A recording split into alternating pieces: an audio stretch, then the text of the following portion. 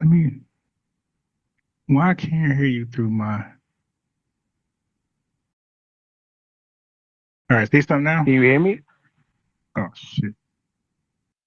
Yeah, I can hear you, but Can it's you not hear me? coming through my. Yeah, I can hear you. Hold on. I'm trying to get it through. It's coming through computer instead of my headset. That's weird. Okay. All right, say something now. You can hear me now? Yeah, I get it. Good. I got through my headset. Yeah. So, what's your Wait, let me ask you this. Wait, let me turn my volume up first. So you said you were from Jamaica? Yeah, correct. Okay. So let me just ask you this first. Um, do you have an issue with Black Americans, who we say foundational Black Americans, or ADOS, or even American freedmen? Do you have an issue with us wanting to delineate so we can have a unique identity apart from everybody else, just like everybody else? No, no, I don't got a problem. I got a problem with the delineation part because But how that's do you part of it. define that? Are you Okay, cool. defining So that are you wait, defining that let me including just tell you. the Let me just illegal slave trade after 1808? Are you let me defining just that including the let me just tell you. uh, Yeah, you don't need to give me all these multiple choices. Let me just give you one answer. Okay. So I believe we are the only ethnic group on Earth that do not have an exclusive identifier. So you just said you're from Jamaica. So you and I will agree that both of us are where we at because of the African diaspora, right? But you are Jamaican, yeah, so that correct. means that you. So okay, so you have an exclusive identifier that separates delineate. So that means is to draw a line of separate. So you have a unique delineate, right? A delineation that separate you from every other black person from the diaspora. So there's a Jamaican, there's a Trinidad person. So you're separate from that person because you're Jamaican, they're Trinidad. But we all come from the same origins. But even with that, we still have unique identifiers because we're still different, even though we're quote unquote the same or come from the same origin. So does that make a little I more think sense? I think what I think what make it ambiguous because we have our own country, opposed to Black Americans or African Americans or FBA, whatever No, no, that's label your you, no. whatever Wait, title, that huh? all right? Well, that would be your opinion. That would completely be your opinion. We are citizens to this country. We have our own country as well. I mean, you didn't sign any Black Americans didn't sign any treaties with the white government or anything. So, and up Hold until on. the What? 14th Amendment, you wasn't Wait. considered a citizen. Right. Okay, hold on. Slow down. Well, it wasn't until 1962 before Well, you became in. Until Dred Scott, you wasn't Okay, considered a hold citizen on. in this country. Okay, brother, you got it. Your name Kwame. Yeah, Okay, so you got to listen to me as well. You're Jamaican. You were I'm, not independent until 1962. yeah, from the British government, correct? Yeah. Right. So both of us were seen less than, and then both of us got our identification and we got our No, citizenship. but you don't Yeah. have So now, you don't have a country though, okay, so it's we do different. have a country. Actually, we do have a country. It's called America. It's called the United States of America. Now, your opinion is not going to change that, but I'm Now living I'm in going off the a state. Constitution. You wasn't considered a citizen until the 14th Amendment. Well, up until Dred Scott, Okay, you wasn't considered a so citizen. okay, I got it. So what happened? So how did we gain citizenship? Wait. Before you start, it, let me say to the chat. It's amazing how people from another country believe that they know more about me than my more about my country than myself. Now watch this, brother. How do we become a citizen? You mean, can I ask you a question first? I answer the question. Go ahead. Was Yeah. black people or Negroes or descendant of slaves considered a citizen? No, not originally, but we became citizens. So now I answered your question. So now answer mine. Did we become citizens eventually? Yeah, eventually. Okay. Okay, cool. All right. So it's our country. Now watch this. How did we become citizens? Because you So said you we didn't had sign the some same peace. the Wait, hold black on. Hey, brother, Americans I in the gotta country ask, had the bro. I same gotta rights ask the as an question. Look, immigrant or dude, anybody else that wasn't a citizen. slow down, slow down. 'Cause now you're talking over me, right? Yeah. When you talk, I'm I'm not. quiet. You're still doing it. My man, I'm trying to have an honest discussion with you, right? But we can't do that if you keep talking over me, right? You said, I asked you a question. You said, let me ask you a question first. I said, okay. So you asked me a question first. I answered in Hussein Bolt quickness. Now I'm asking you a question. You said we didn't sign a peace treaty. That's a lie. That's what I'm asking you. How did we get our citizenship? The Industrial Revolution, and Are you still, the dude? You just saying shit, hey, brother. Do you know who Frederick Douglass is? of course I know Frederick Douglass. Okay, what role did he have in FBA is getting our citizenship? He played a big pivotal role as far as the abolition movement. But I'm talking about No, no, as no, no, far as no, no, no. the Civil Right, War. right, right, right, These right. I'm these things wasn't brother, for it was brother. Stop, stop, stop. Slow down. See, I'm asking a question, and you're you going to cut me off. no, because you're brother. This was my question. See, when I ask a question, you'll give an answer, and then I will respond to your answer. That's kind of how it goes. But you didn't really answer, and now you want to teach. So I'm just asking you. I asked I you. said that I said, you asked me what led to the ending of slavery. I said the I Industrial didn't ask that Revolution. question. I said, no. I mean, brother, that I don't even know why you even said that. I said because I don't think you know about that either. But I said, what role did Frederick Douglass play in FBA DOS, which is just foundational Black American descendants of slaves getting their citizenship? I said, what role did he play? That's all I asked. What role did he play? I'm not 100% sure. Okay, right. Nobody that's not from this country is going to know more than me about myself in my country. Okay, so he was recruiting Black men to fight in the Civil War. He was in Abraham Lincoln ear. He was in his ear negotiating not just citizenship, but land. As we get the whole 40 acres and a mule thing. So he's in his ear negotiating things. Okay, if we fight and help you win this war, this is what we want. We definitely want citizenship. That was one of his main argument points. Okay, and then the land thing as well. So you got to slow down. So that was an agreement between enslaved FBAs. As a matter of fact, he was, I think at that time he was free. So, hey, chat, this is for the chat. So you Are got you saying that freed. the Civil War was a treaty between black people getting free and white people? Repeat your question. Are you saying that the Civil War, the American Civil War, was a treaty for black people? Our helping win the war, we use that as leverage to gain citizenship. That's what I'm saying. You do know like a treaty is something like a document that's signed. So when you say a Brother, I treaty, know like I what know what a treaty is. No, no, no, no, no, no. I'm saying some. Of course, we didn't do a Native American treaty. What I'm saying is that we arranged, just like a treaty, how you two sides agree on something.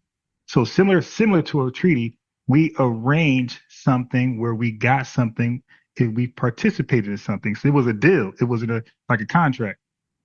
Okay. it was no So con it was it's nobody it was no contract signed. There was no treaty signed. So I don't so know how you you trying to ever heard of define a that as a okay, treaty. I got you. So is there a such thing as Like how the wait, hold on, Maroons hold on, and wait. Okay, you said I like how the you said you Maroons know. signed treaties Okay. with the Hey, British hold on. government.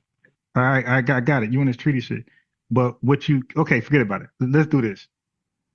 Did Frederick Douglass and other Would you agree FBAs. that's a faulty premise? No, because you keep babbling over myself talking. We're establishing something. We're establishing that we did get citizenship because so for some reason you said we got it a certain way. I disagreed, right? And I'm telling you how we got it. And now you want to go babble about some treaty shit. I'm just saying that we negotiated our citizenship as if we fight in the war and help Abe Lincoln win. What do you disagree with that? Did the Black Americans also negotiate to be 3/5 of a human, or was Brother, that wasn't a or was that wasn't a negotiated either? there's no such language that black men were 3/5 of a human. You made that up. So slaves, so it wasn't signed that slaves was counted at 3/5 as a citizen. I mean, Oh, no, you got that wrong. Again, none of y'all know more black history than I do, or American history. You got that wrong. That has nothing to do with that, bro. That was can you explain that? Can you explain okay. that language to me? The three Got fifths of a human. got it.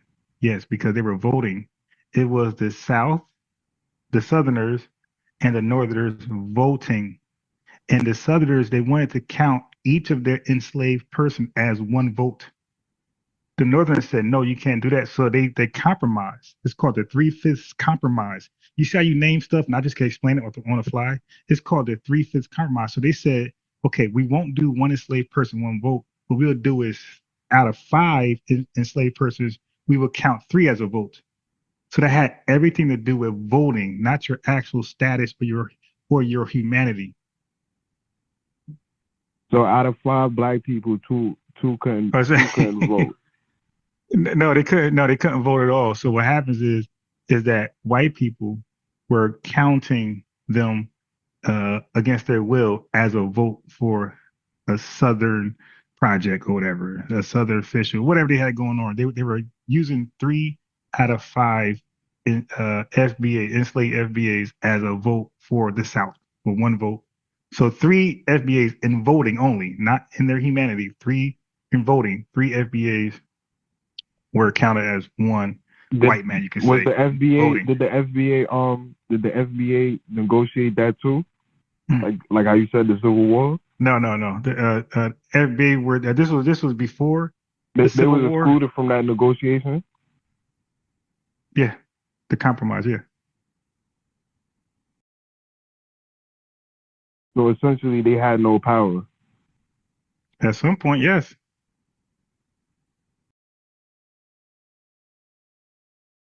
In the early stages, yeah. And this is after 1776, correct? Yeah.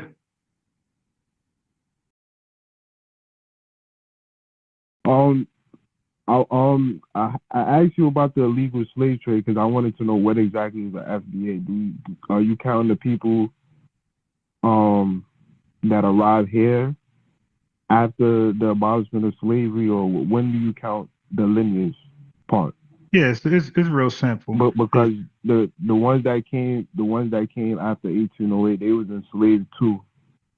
So are they foundational Black Americans, or are they where did they go? Did they stay here or did they go somewhere else? They stayed here. You had some arriving from the Haitian Revolution. Okay, well, brother, if they that was enslaved that arrived in Louisiana and those areas. So are those people considered teeters, or are they foundational Black Americans? okay, okay. Now, do you know what okay?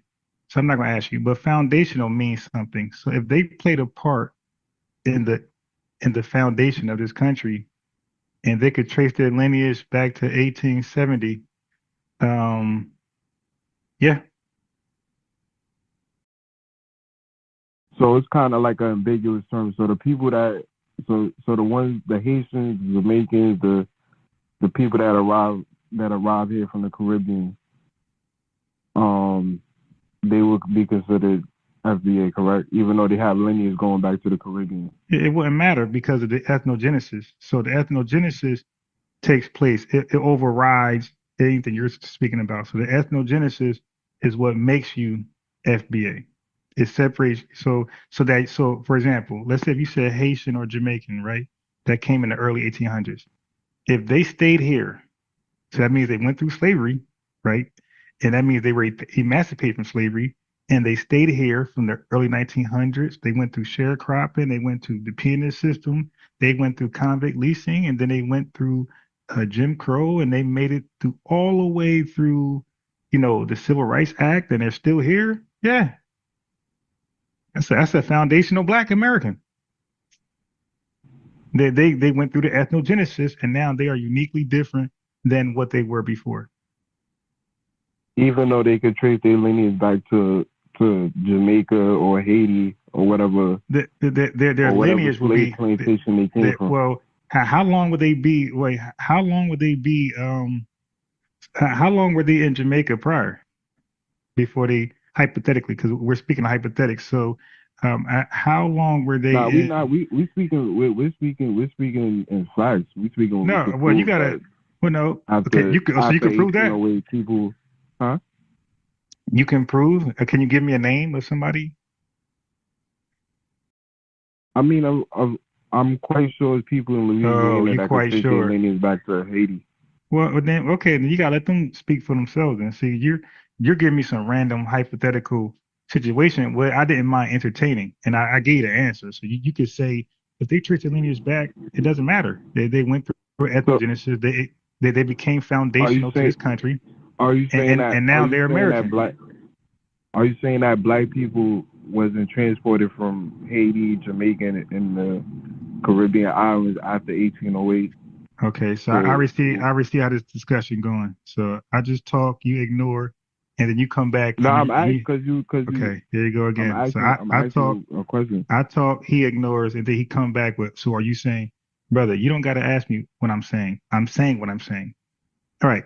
So how about this? Let's just go back because we started right at the 14th. Well, you did at the 14th Amendment, and you had a problem with that. So let's just wrap that up before we just go down too many rabbit holes. So let's wrap it up. So you agree that we established citizenship right after the Civil War, correct?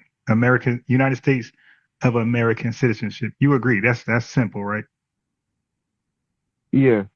Okay, it's our country, right? So we actually fought. We actually fought for this country. We fought so the Union can win and we could be part of that country. So before the Union, the country was different. It was split, Southern and Northern. So it was like really half and half, and the government is like really, really little. So what we did was we fought with the Union to defeat the South, and now America just changed. America was no longer the country it was before because the South had just as much power as the North, and the federal government had really no power.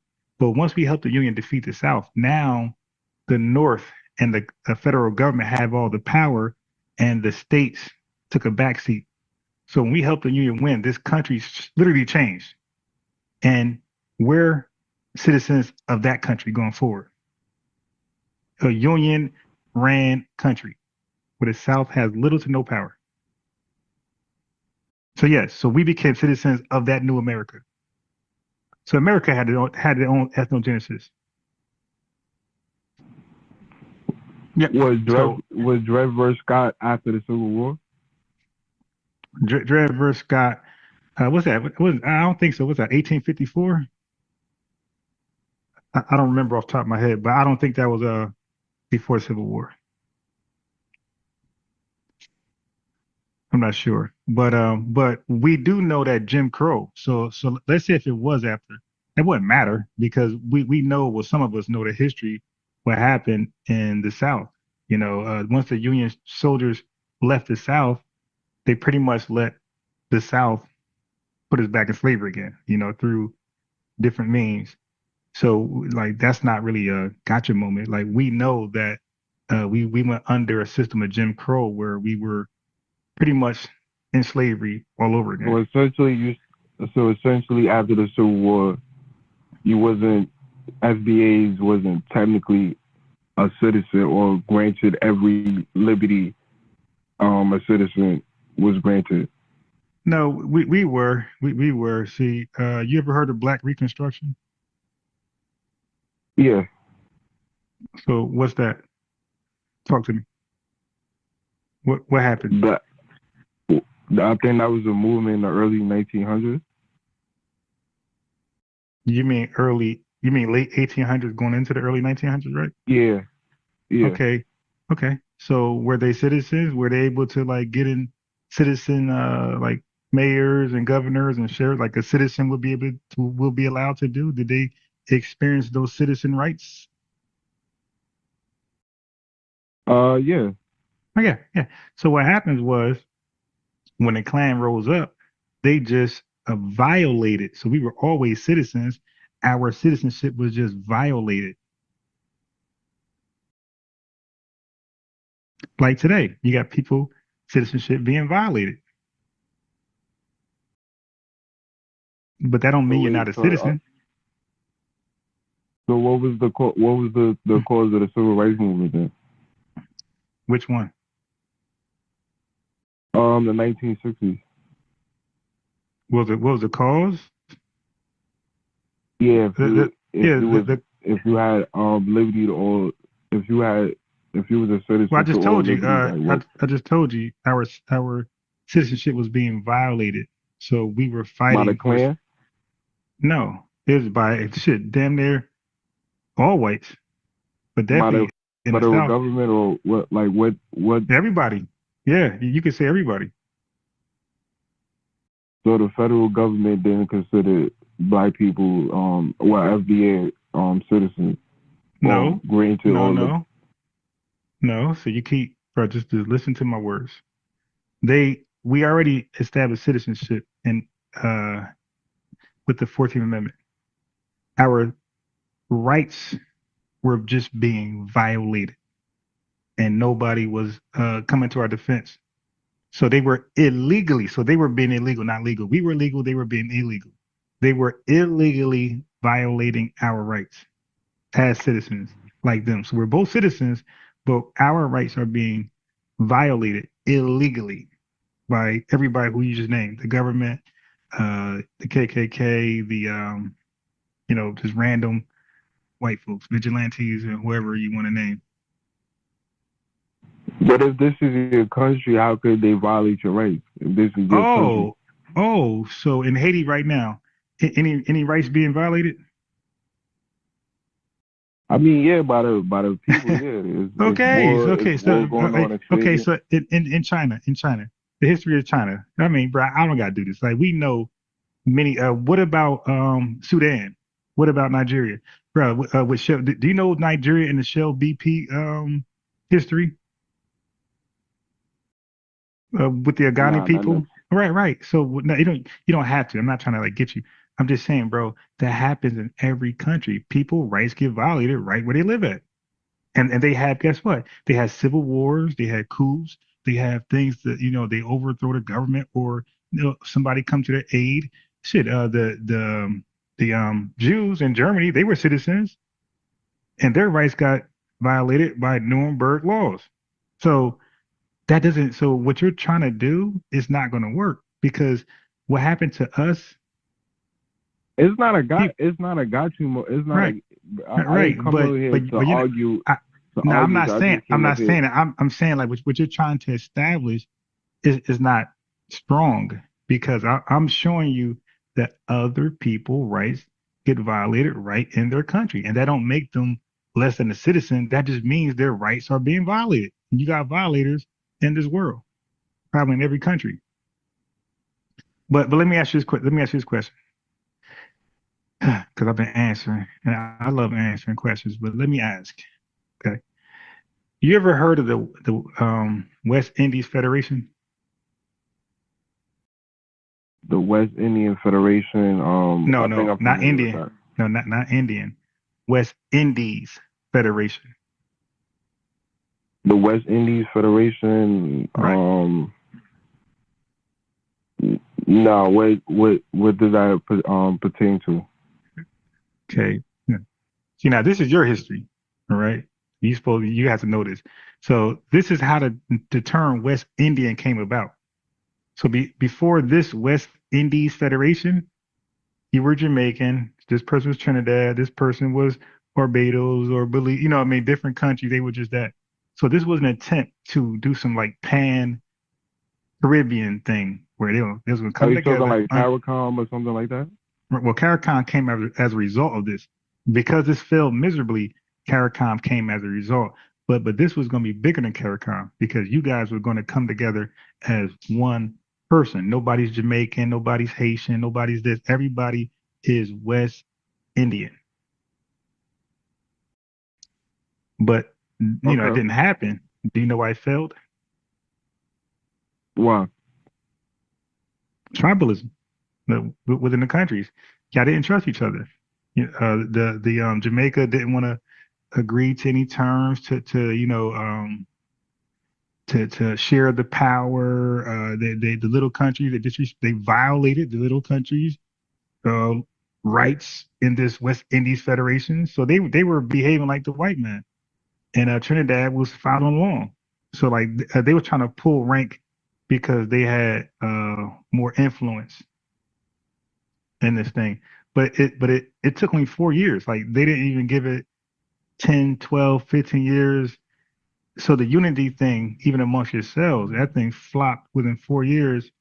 And that's when Jamaica got their independence and Trinidad got theirs, and Are everybody started to are black scramble to get their own. are Black Americans a unified group in this country? We all say we're Black American.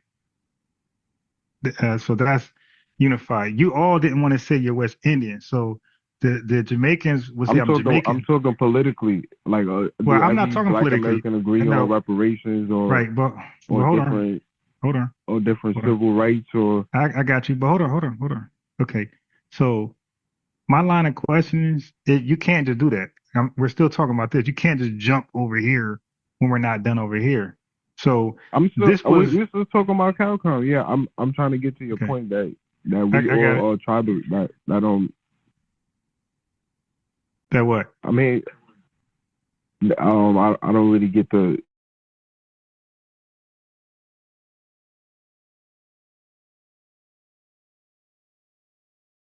You don't have. I don't know of any tribalism in Jamaica. I'm saying it was country tribalism. Now, I'm not saying the people. I'm not saying the Trinidad. You know, the Trinidadians are tribal in their. I'm not saying. I'm saying the countries became tribal. You know, they didn't want to share the power. They didn't want to share the wealth and things like that. It was like everybody for themselves, and they all didn't buy into the West Indian thing as a unified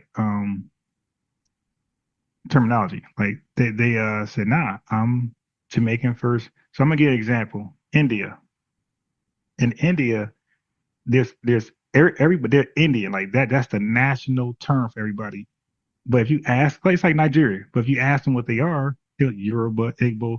But India, the same thing. India, if you ask them what they are, they can say, I'm Gujarati, I'm this, I'm that. But they'll say that Indian because that's the national term.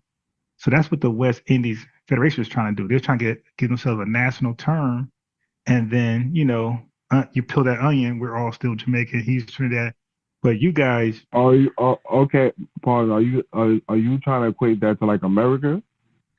no, I'm just, no, no. See, here's your thing. You're trying to do a tit for tat. I just said, let me ask you a question. So this was just separate from what you asked me. I was just asking you, are you familiar with the West Indies? Oh no, I was familiar with CARIC. I wasn't familiar with the formal organization prior to that.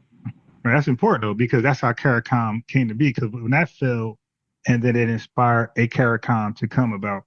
But like I said, but this was like more deeper because this was like trying to build, like trying to unite the Caribbean basically Like under a one. united, like a Yes, united Caribbean states kind of. yeah. But I found it, it's funny because a lot of folks don't really know about this. That's from those countries. It's kind of weird. Yeah. Are the So that was people just from Liberia FBA too? Would you consider them FBA? no, they're Liberian, like you said. I mean, they went through chattel slavery in America and was transported to Liberia. So how they not What year FBA did they go to? if Okay, they, so what if year they did they go got to Liberia? lineage? I got it. What year did they go to Liberia? I'm not 100% sure. Google it real fast. Liberia. Because I thought it was the 1800s. I'm not sure. Okay. Like 1880, 18, somewhere around there.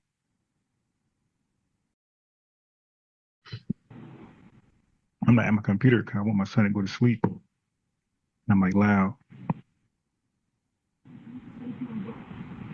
All right. Yeah, around 1857. Dang. 18.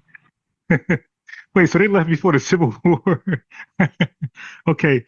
So do you know what organization has shipped them out? Well, between 1822 and 1861. God, yeah. So damn, bro, that's before the Civil War. All right. So do you know what organization helped? I got it. Listen. Until 1861. Yes, that's before the Civil War. So like that's it. Like they're Liberian. Like they didn't experience what we experienced. They didn't fight for this country. They didn't fight for their right to partay. They left. So they're Liberian. What you said if they went through chattel slavery in America, right?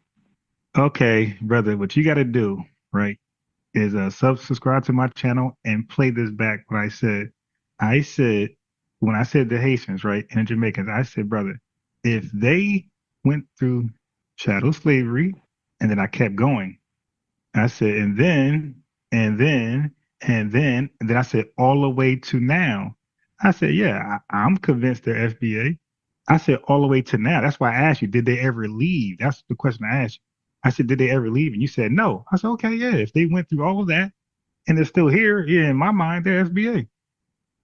But you said these folks right here, they're leaving first chance they got. Shit, Garvey came too late. So essentially, they can't be FBA because they didn't go through Jim Crow or any of those things. Well, they can't be FBA because they're Liberian. All right. So now let me just tell you this. So when West Africa and Central Africa, right, had sold us, you and I, and everybody in the diaspora, when we got sold from West and Central Africa, as far as I'm concerned, we were no longer that then. So once you leave voluntarily, or these people don't want you and kick you out, to me, you're no longer part of that ethnic group. Of course, DNA is still there, biology, but I'm saying like the label. When somebody kick you out of their homeland, which I'm not saying that folks here got kicked out. They left voluntarily, but I'm giving like a little example of when you leave voluntarily and don't turn back, and you take citizenship somewhere else. You saying that we left Africa voluntarily? Oh my God, bro! I'm comparing the Liberian movement to chattel slavery, the triangle slave trade. So that's why I keep. Oh my God, this guy, dude. Listen, I don't know who you're used to talking to, and maybe you're debating people, and they got nefarious ideas. They want to. I'm not that person. I actually like to talk, like have a civil talk, right? So I'm not debating you. I'm not trying to make you look dumb. I'm just having a regular conversation with you. So whoever you dealt with before, please don't separate me from that person. Okay, so stop, being too trigger happy. I'm just saying two ways. When you leave a country voluntarily and you go somewhere else, that's like 200 years now. So they got their own ethnogenesis in Liberia. I bet you what they eat, the way they dress. If they come back over here, we have nothing in common. So in my mind and in their mind, they're not. Wait, let me ask you this: are they calling themselves FBA? You're speaking for them. Are they calling themselves FBA over there in Liberia? Based off your knowledge. I wouldn't say they calling themselves FBA, but there's some. Are they calling themselves black? No. Hey, bro, this is a question. Based on your knowledge, are they calling themselves Black Americans, African American? Just give me the term, any term. And are they saying the USA owes them reparations. Are those their talking points in Liberia? Some are, yeah. You could YouTube it. Okay. Okay. You said some. Is that like a large, or that's like 2, 3, 4? I don't know the consensus. I don't know the All consensus. right. So you said YouTube, right? All right. Well, look, put the link in the chat. We'll look at it. Okay. But even still, good luck with that, right?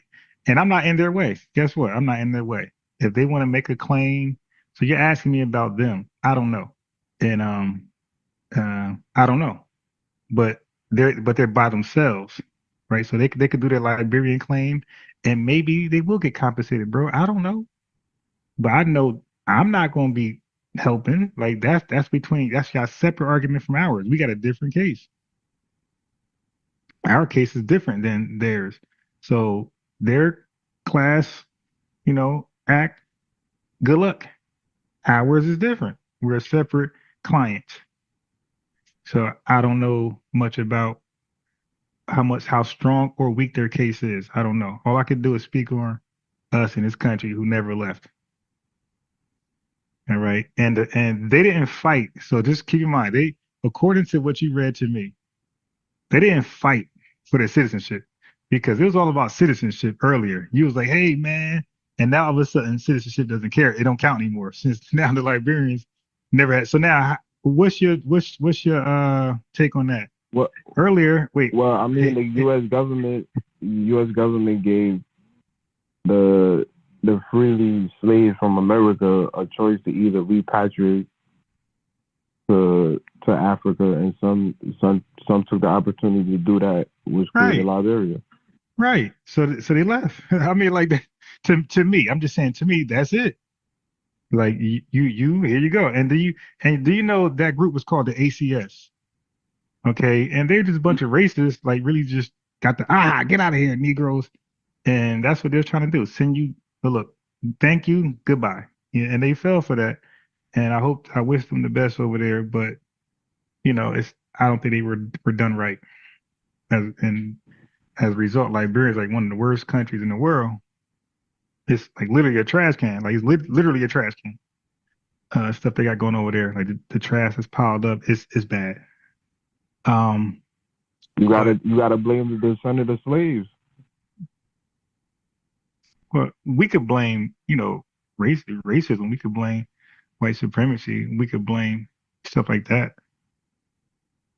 Why I all mean, black it's not people? the white man in Liberia; it's the descendant of the slaves No, from I'm saying America. the white. Oh, here we go. Now that's that Myron Gaines argument, brother. The white man is the reason why they had to repatriate. Again, that's the ACS. The ACS that came up with some bullshit, and they kind of painted a better picture for them. By the way, to get them over there, they was lying about how Liberian was like how it was growing.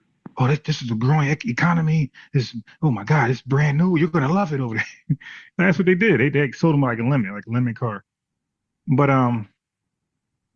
but um, how you feel? I have to ask you this. It's like a little. So I'm gonna jump some years ahead. I gotta ask you.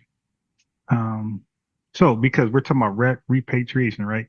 So now that happened at that time, and then about 50 years later, 60 years later, Mosiah's Marcus Garvey came to the country, and he wanted to do this. He wanted to do that all over again. So and then he wanted to go to Liberia. So do you believe that he thought that was a successful endeavor, and he felt like this new wave of people going back over there will do better. They could like help, get the economy boost and everything. Yeah, maybe you could think it's optimistic because Liberia is one of the first African nations that was free. I don't think there was no Ghana, no Nigeria, no Senegal, or none of these nations that exist at the time. So of, Yeah, but of why did course, he have to? Go ahead. go ahead. No, I was gonna say, he, he met with the Klan. Why would he meet with the Klan? Like that was some shady stuff. I mean, they had similar ideology. The Yeah, but Klan they had wanted no. to Yeah, but segregate, no, and but Marcus the Garvey Klan. wanted to segregate.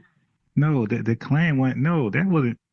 Bro, the Klan hated black people. They have a history of terrorizing and murdering black people. So how do you share? But I don't would know you how. agree that the Klan wanted to keep segregation? They wanted to segregate from black people, correct? Yeah, but they didn't want us to go out the country. They want to stay here. So they keep bullying us. But listen, what I'm saying is Did Marcus Garvey wanted to segregate from white people? Marcus. I don't know. No, he wanted to lead a country.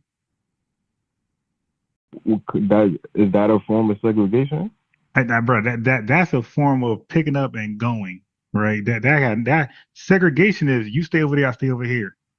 Like So leaving you is saying that the leaving, Klan? Are you saying that the Klan wanted black people to stay in America but segregated? So the Klan wasn't brother. telling black people to Okay, go back to Africa? look what I'm saying. I'm saying the Klan had zero power either way. Politically, they were terrible. They had no money. They had no nothing. So when Garvey went to meet with them, that was a nothing burger. Like he had a better chance meeting with the mayor, the governor, like people who really could pull strings, and even the president. To meet with the Klan was 100% nothing burger. So I don't know why he felt like the Klan had that type of power where they can like So help are fund. you saying there was no Klansmen in political offices or government officials, Well, like they had as a far as sheriffs or government officials? they had a This hood. is like Hold on. the Klan So is can linked I to answer your Edgar question? Hoover. So can I ask you a question? Well, Edgar, that's funny because Edgar Hoover dismantled the Klan. So I don't know how you present that argument. The Klan doesn't exist because of J. Edgar Hoover. So good luck with that argument. But but the Klan, you said were they the sheriff? Well, we wouldn't know. Nobody knew because they wore a hood. They were like Batman. Okay, so they were one person, on their job, and then at nighttime they wore the hood to disguise their identity. They was ashamed of what they were doing, so nobody knew who they were in these seats of power. But even still, even still, uh, they it wasn't enough of them. As okay, so watch this. To be in those seats of power, you got to be in those seats in power as the Klan, not as individual Klanmen. Because remember, they can't say that the Klan in those seats. So this is just Bob Johnson. This is Ricky Smiley. This is just random white people with these radical ideas. But in order to get something popping, they have to come as the So Klan organization in those seats. can I can I ask you a question? Yeah. How many Jewish officials are in Wait. are in, Hold on. Before we go there, I wasn't done on Garvey. because you using Wait. like a majority claim like Nah, that and I'm not. I'm not. because then I could use Nah, I'm not. APAC I'm and not. all the other lobby So groups that so lobby let's for go. Okay. Israel, So all right. So now watch this. and Watch this. Israel is the minority I in got you. Wait. uh Before we do that. Well, hold on. Before we do that, we're still on Garvey. Okay. So when Garvey met with the Klan, right? When he met with them, yeah, did they had okay? similar Hold on. goals Just and brother, slow down. they have Slow down. similar goals. I'm not done with the question. Damn, bro. You're that ADD, man. Yeah, you guys do a consultation with Dr. Umar, get that shit fixed. Listen, what I was going to ask you was when he met with the Klan, did something good come out of it? We don't know. No, well, it's hindsight now. Did black folks, because he went with them to go to Africa. Did we go to Africa? Did we go to Africa? No, Right. not a lot So, of us. right. So, no, I'm talking about through Garvey, the UNIA. Did we go to Africa? Yeah, some people went No, back no, off no, the basis no, of Garvey. no. I'm saying through Garvey. Okay, bro. Garvey UNIA mission was to get us back, get us to Africa. I can't even say back, but get us to Africa. I'm saying through the UNIA efforts, did we go to Africa through Garvey, through the UNIA? I would not. initially through Garvey, but Right. Well, no. I'm saying, listen. people was I'm not talking inspired about by inspire. Garvey to go I'm back talking and about directly. repatriate. Okay, so now I got to talk over you now. You being silly. I'm saying directly to Garvey's leadership. While he's while he's in the country, while he's in the country, while he's in the country, did anybody go back to Africa after he met with the Klan while he's still in the country? Through him, through his leadership. I don't know. Do you have evidence that every black Yes. person didn't go Yes. to Yes. Yes. Africa? Yes. I do. Yes, I do. Nobody went. All right. Now watch this. And How do this you is know why. nobody from Harlem went to Africa? No, because I know nobody went. I'll tell you in a second. Nobody went. But and that's why he was called a scammer, because he was okay. I'll tell you, because the president of Liberia made a public speak. Right, you could Google this. Like you could Google the Liberians that want reparations. You can Google the president speech. He said, "Don't bring y'all black asses over here." Okay, he didn't want anybody because one of his main reasons was he knew that we come over there in masses that we will compete for power and we will compete for jobs and things like that. Nobody likes immigration. Nobody likes mass immigration. So that's obvious. He said, no, don't y'all come over here. So we know nobody went over there through Garvey. We know for a fact, and we know when people did get to the shores, they got arrested and sent back. You don't know that. I know that. Okay, so a couple FBAs did touch shore, and they got arrested and deported back to America. And that's when he made that speech. Hey, don't come over here. This ain't Wakanda. Okay. You just said nobody. You didn't say nobody. Nobody got arrested and was deported back. That's two totally different things. Okay. Whatever. All right. Now Garvey, why was he committing fraud? Are you saying regarding to the stocks? Yeah.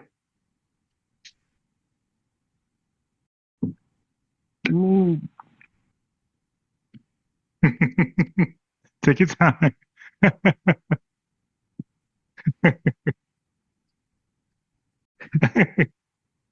Take your time, brother. I mean, I can't really defend that. Right. So every black leader got their fault. Every black leader no. Hold on. Slow down. No, some black leaders, you're right about that. Some black leaders do have some dirt. Okay. And they got flaws. But what I'm saying is I don't know a black leader who whole idea was based off scamming. So to get us back to Africa, he had to scam us first. I wouldn't say scamming. Yeah. How did he raise money to buy the ships? I would just say the ship wasn't advertised. No, I said okay, no, brother. Let me help you out. He advertised for ships he did not own. And he had pictures of ships he did not own. So I'm gonna do you one better. So, and false advertisement is scamming, and then to advertise something you don't have is also scamming. So for example, if I'm showing you, hey man, buy this Bentley, it's 10 grand, man, low miles, 2020. You can be like, hell yeah, but you get to my house, it's a old Volkswagen, like a punch buggy. It's like a 1990 or 1989, 1980 punch. No, that's scamming. You can't do that. So, but anyway, how about he sold stocks to a ship he never owned? That's scamming. So this back to Africa dream was based on scamming to try to get it done. So he couldn't just honestly say, hey everybody, I need the money. I don't have it, but listen, here's the blueprint. If you give me this much money, that much money, this much money, I'm gonna buy this, I'm gonna buy that. You can do that. There's nothing wrong with that. You can do that. People, that's like a GoFundMe, type of thing. You can, but he did not do it. That's the honest way. That's transparent, full disclosure way. He didn't do that. He said, listen, I own this stuff already. You can buy stock in it and you'll be rewarded a dividend every so often. And he got arrested for not registering, his stocks, his quote unquote stocks, because he never had like legitimate stocks. So he got arrested, by the way, and had to pay $100 fine. And $100 fine at that time was like $10,000, like right now. So they didn't take that lightly, that he was printing out fake stock certificates and passing it to folks acting like they own a share in a ship. Oh, would you say who would you say a bigger scammer to FBA, Marcus Garvey or the federal government? Marcus Garvey. Really? Mm-hmm. Because the federal government, although they got they actually delivered on some things that they said they would do for us. Like what? Like the 40 acres and a mule, like the Freedmen Bank. What was that confiscated? But they delivered, and it was yeah, but it was confiscated by a different person in power. So Abraham Lincoln initiated it, and he got assassinated, and then the next person sat in the seat and took it back. So that's not the same person, reneging. Garvey. So Abraham Lincoln, he didn't renege. Are you differentiating Are you differentiating the federal government based on the president? Yeah, because because you asked me between those two. So you got one person in power saying I'm gonna deliver the goods, and he did. And then the next person sat in the seat, and that same seat said, "No, I'll take it back." Okay, that is better than a guy not delivering anything.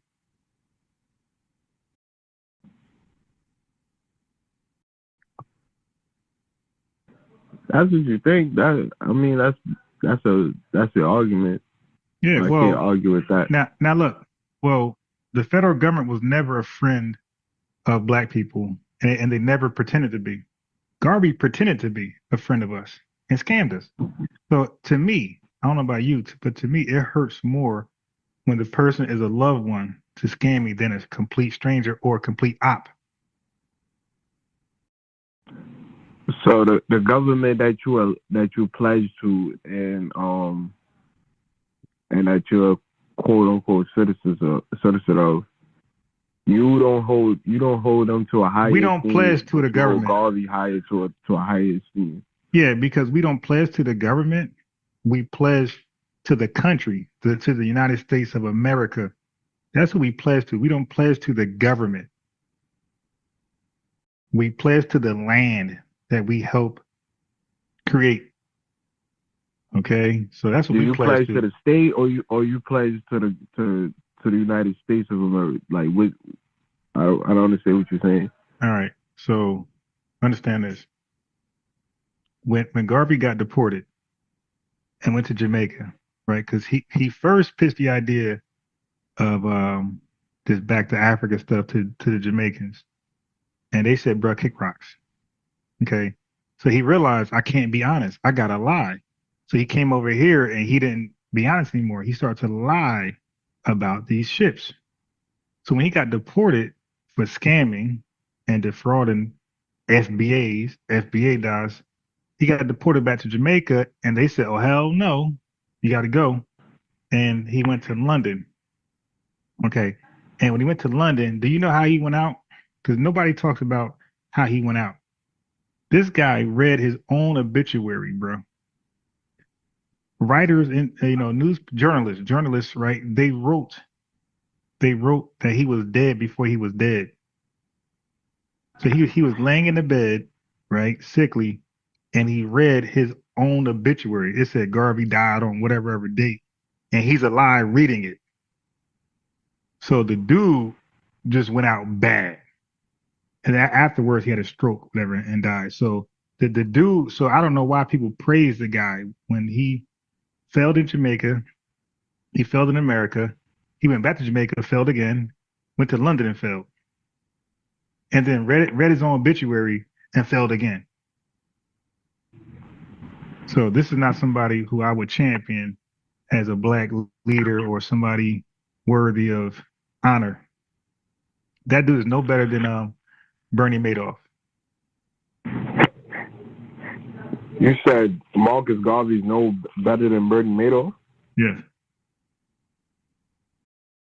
Shit, Bernie might be better because some folks actually got paid in that pyramid scheme, that Ponzi scheme. And the Ponzi scheme, people do get paid. It's the last people who don't get paid, and that's how they get caught. So with Garvey, nobody got paid. They own shares, but they couldn't liquidate. They try to liquidate their share to get some money, and Garvey said, "No, sir." So now you're reducing Marcus Garvey to a scammer, basically.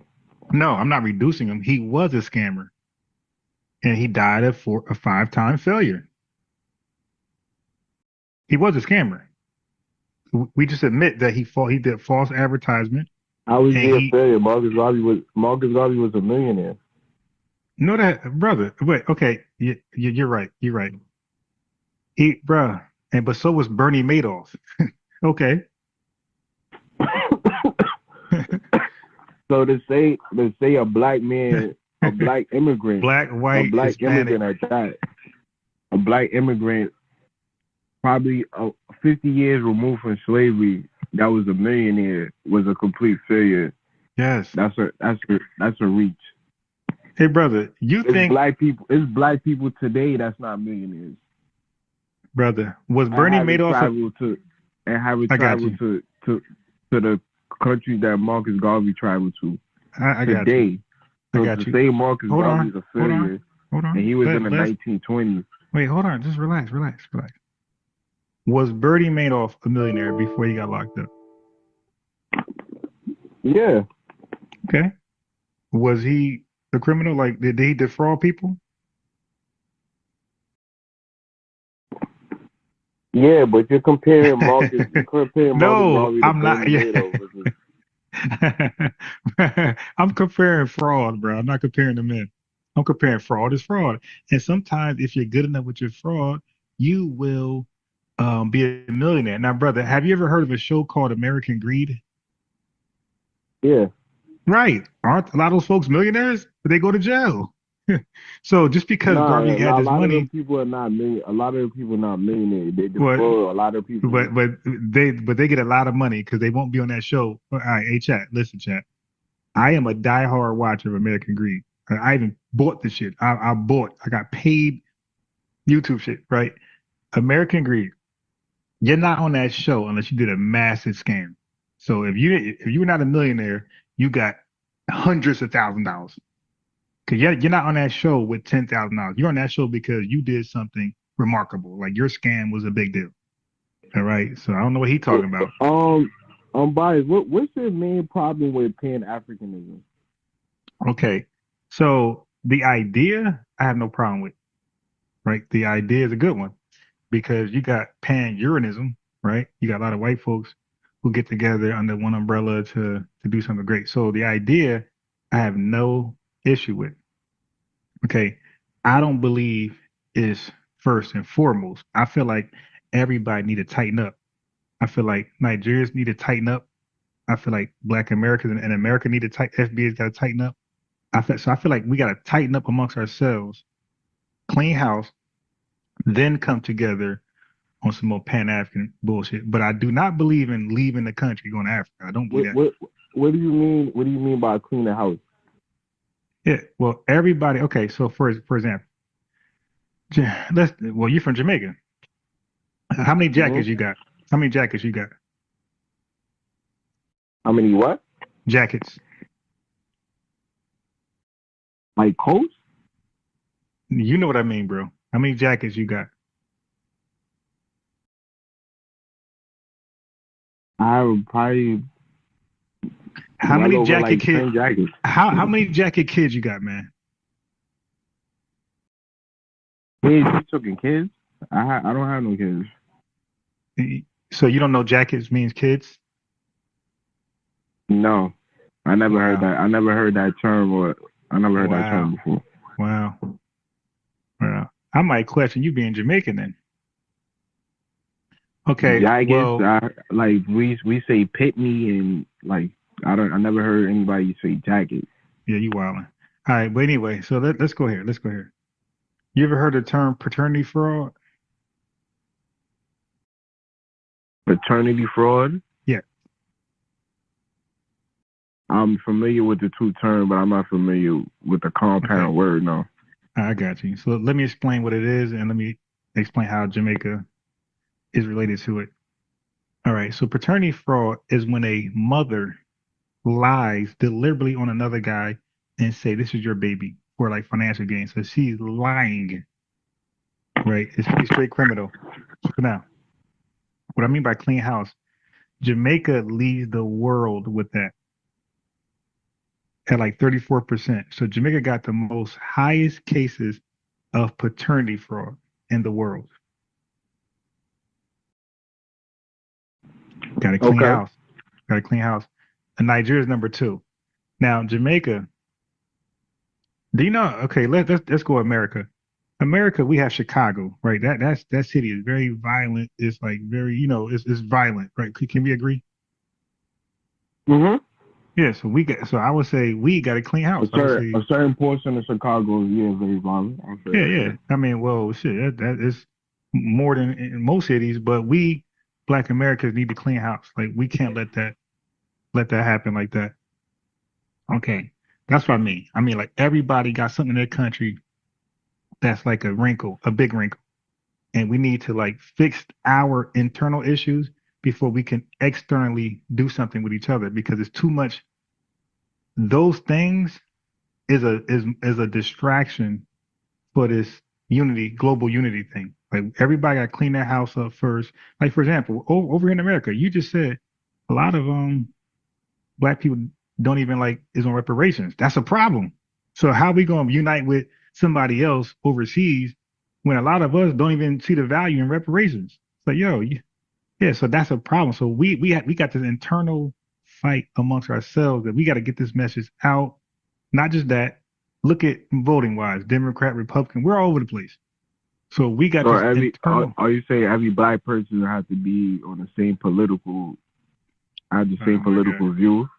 brother, it's not. I'm giving you different examples where we're all over the place. I just talked about violent crime. I just talked about the need for reparations, and I gave you voting, the political system. I'm giving you different aspects of where we're like just all over the place. So I'm saying like we need to know it's never every, but we got to close that gap. The gap got to be closed. It got to be closed more. So every country has to deal with something. Now Jamaica is the Chicago of the world. So Jamaica's violent murders. Jamaica leads the world in murders. Jamaica has been leading the world murders for like the last like 10, 15 years. So we have a city Chicago that's bad in our country and we got to fix that.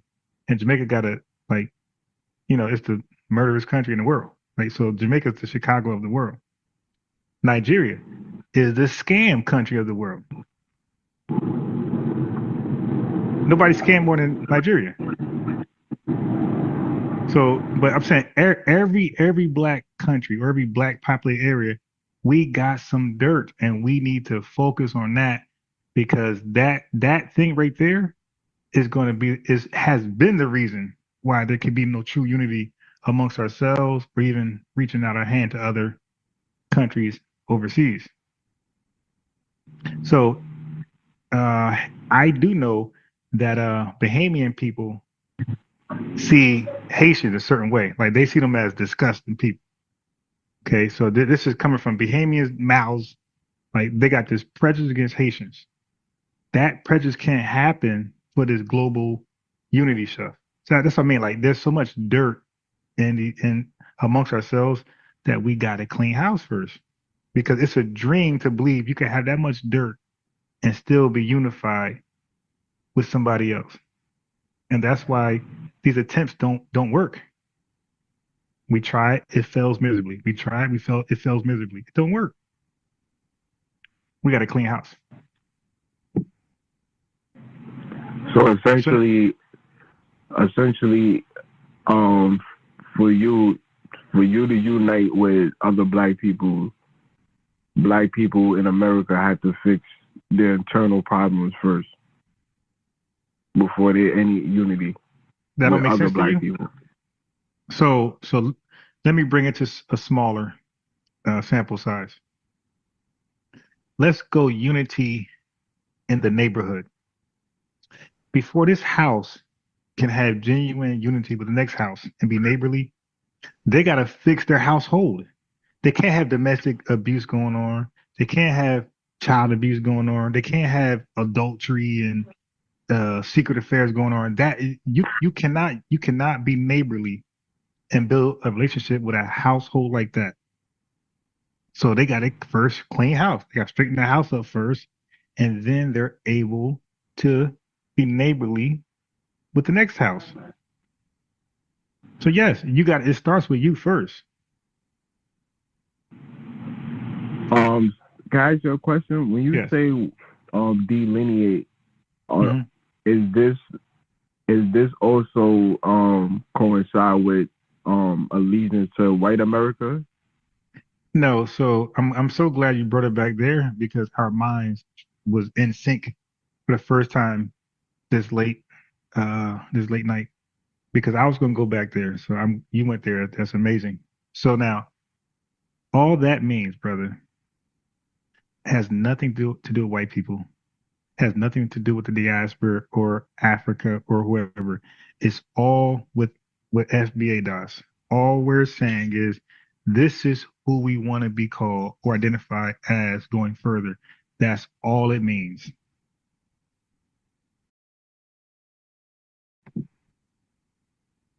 It's just what we want to be called. That's all that means. Okay, we're black. We get it. You're black. We are. You can call us African. We get it. You're African. I'm talking about biologically. Okay, but it's time for us to be something more unique than generic black and generic African. Because black, where's that? Where's the land of black? And Africa is a continent. So which country? So we're saying, listen, this is who we are. So when you say this name right here or this term right here, you only think about this group of people. And we've been successful already. Because when you say FBA, you know who you're talking about. You're talking about us over here in America, right? Specifically and exclusively. So it's working. Not necessarily. When I say FBA, I'm talking about the people that align with the Tariq Nasheed political and talking points. So what does okay, watch this. Do you so you agree black Americans they went through slavery in this country, right? Yeah. And you believe they got out of slavery, right? But you believe when they got out of slavery, they got back into slavery under the peonage system, or the 13th Amendment. They start to use vagrancy laws and bullshit laws to like justify locking up black people again or sharecropping farmers, right? When they put us in another 100 years of slavery. You agree that happened, right? Mm-hmm. Okay. So with that labor laid the foundation of this country and it helped create the industrial revolution. That free and cheap labor helped create the industrial revolution. So we are foundational black Americans. So it has nothing to do with Tariq. Now, because you don't know, and I don't expect you to know. How does every black American agree to that term? Hold on, brother. See, here's the thing. When something's a fact, it doesn't require everybody to agree for it to remain a fact. A fact is a fact. Now, watch this. If you explain to a black American just that, they're not going to deny history. They're not going to deny they were in slavery or their ancestors were in slavery. They're not going to deny they got out of slavery and they got put back into slavery. They're not going to, and then they're not going to because they have to. That is why the Civil Rights Act happened, what got passed because of that second stage of slavery. So it's not something they got to agree to. It's common knowledge. It's like because they know what happened. They know Dr. King was fighting for something. They know Malcolm X was speaking out against something. It's taught everywhere in the country. So is they don't have to agree to it. It's already an acknowledged fact. It's taught all throughout in history in I'm this quite country. sure people that was denoted as slaves didn't agree to being called slaves, even though it was a common fact. Well, they were never called slaves. All right. They were called enslaved. And they were called Negroes and colored and things like that, but they were never called slaves. So are you saying that people didn't call themselves African in America? No. So how do you explain the AME Church and Good. I got you. organization that I got you. identify themselves as African? I got you. So let me help you out. So I got a video that people can look at on my channel. It's called Frederick Douglass and African American. So, brother, leaders of the AME Church start to second guess that term Africa for them. And by the way, bro, there was a tiny percentage of Black Americans at that time calling themselves African. They used to debate on what they should be called, and that debate was normally Negro and colored. So or they call themselves American. So Frederick Douglass never called himself African. He said, "I'm American." And most Black people at that time, they like Negro, they like colored. 5%, about 5% of Black folks consider something other than colored and Negro. So that word African, bro, it was not popping like that because they understood that you cannot be African and get American citizenship. You could only get African citizenship being an African. So that's why the war was so fought. Basically, the people, This guy cuts that. basically is saying that black. He don't want to learn. This and this is why I say we can't. I'm listening. Okay, hold on. I got it, but hold on. But got it. No, but I don't need it right now. Just hold on 1 second. Then you can go. You can go. Right now, I want to talk to the chat. So only very few. Matter of fact, I met only one Caribbean person. That's Tiger. Tiger in the chat. Like he's the only one that came up here and was honest. Okay. I have yet to meet an African. I met one person from the Caribbean who was totally honest and transparent and like, yo, it is what it is. His history is history. So I go to talk. He doesn't say, okay, you're right. So when he said Marcus Garvey was a millionaire, I said, you're right. So I'm like, yo, you're right. When I talk, it's never, okay, interesting. All right, you got it. It's always a rebuttal. Like, hey, so he's not listening to anything I'm saying. Marcus Garvey was a scammer, and I agree with you. Okay, bro, that's obvious because you just said that he advertised falsely, so that's the scammer. But let's go back. So now you said the AME Church, and I told you that leaders of AME Church start to second guess the word African as the name of the church. That's history. Okay, so people, and then even then, only a small, tiny percentage of the population use that word African. That word was taboo to them because they knew that you cannot get American citizenship calling yourself African. And then Frederick Douglass said, because he was an orator, he gave speeches, he wrote books and everything else. He said, we're not African in culture-wise. Nothing about us is African other than our DNA, the obvious stuff, and some phenotypes. But the way we talk, the way we dress, the way we speak, our history in this country, everything about us, we're uniquely different now. Okay, so he basically said everything but ethnogenesis. And not just him, I can easily go to my computer and share clips of just prominent Black. You just said that nobody identified themselves as African. Okay, you heard this now guy. You said a small percentage. Now you said a small percentage of people. Hey, dude. Just know this. Just know that Frederick Douglass said, "I'm American, not African. I'm American, not African American. I'm American." We understood we were American because we were Americanized. We understood that there was no confusion amongst the populace of us after the Civil War, Emancipation Proclamation, all those things. We knew what we were and what we were not, and we were not lying to ourselves. And today, the average black person is going to say we're black. They're going to say I'm African, I'm black. And when they say black, that's just black American. And that's why it's so easy. It's so easy to talk to a black person who doesn't know about FBA. It's so easy for somebody to say, hey, you're freedmen, and explain it. American freedmen. It's so easy to say, hey, you're ADOS, and explain it. It depends who gets to them first. If Yvette gets to them first, they're going to say I'm ADOS because it just makes so much sense. If Laura Albright gets to them first, they're going to say I'm American freedman because it just makes so much sense. And if we get to them first, they're going to say I'm FBA because it just makes so many sense. Now, and I give the story. I text my aunt like 70. I text my aunt where she close. I text my aunt.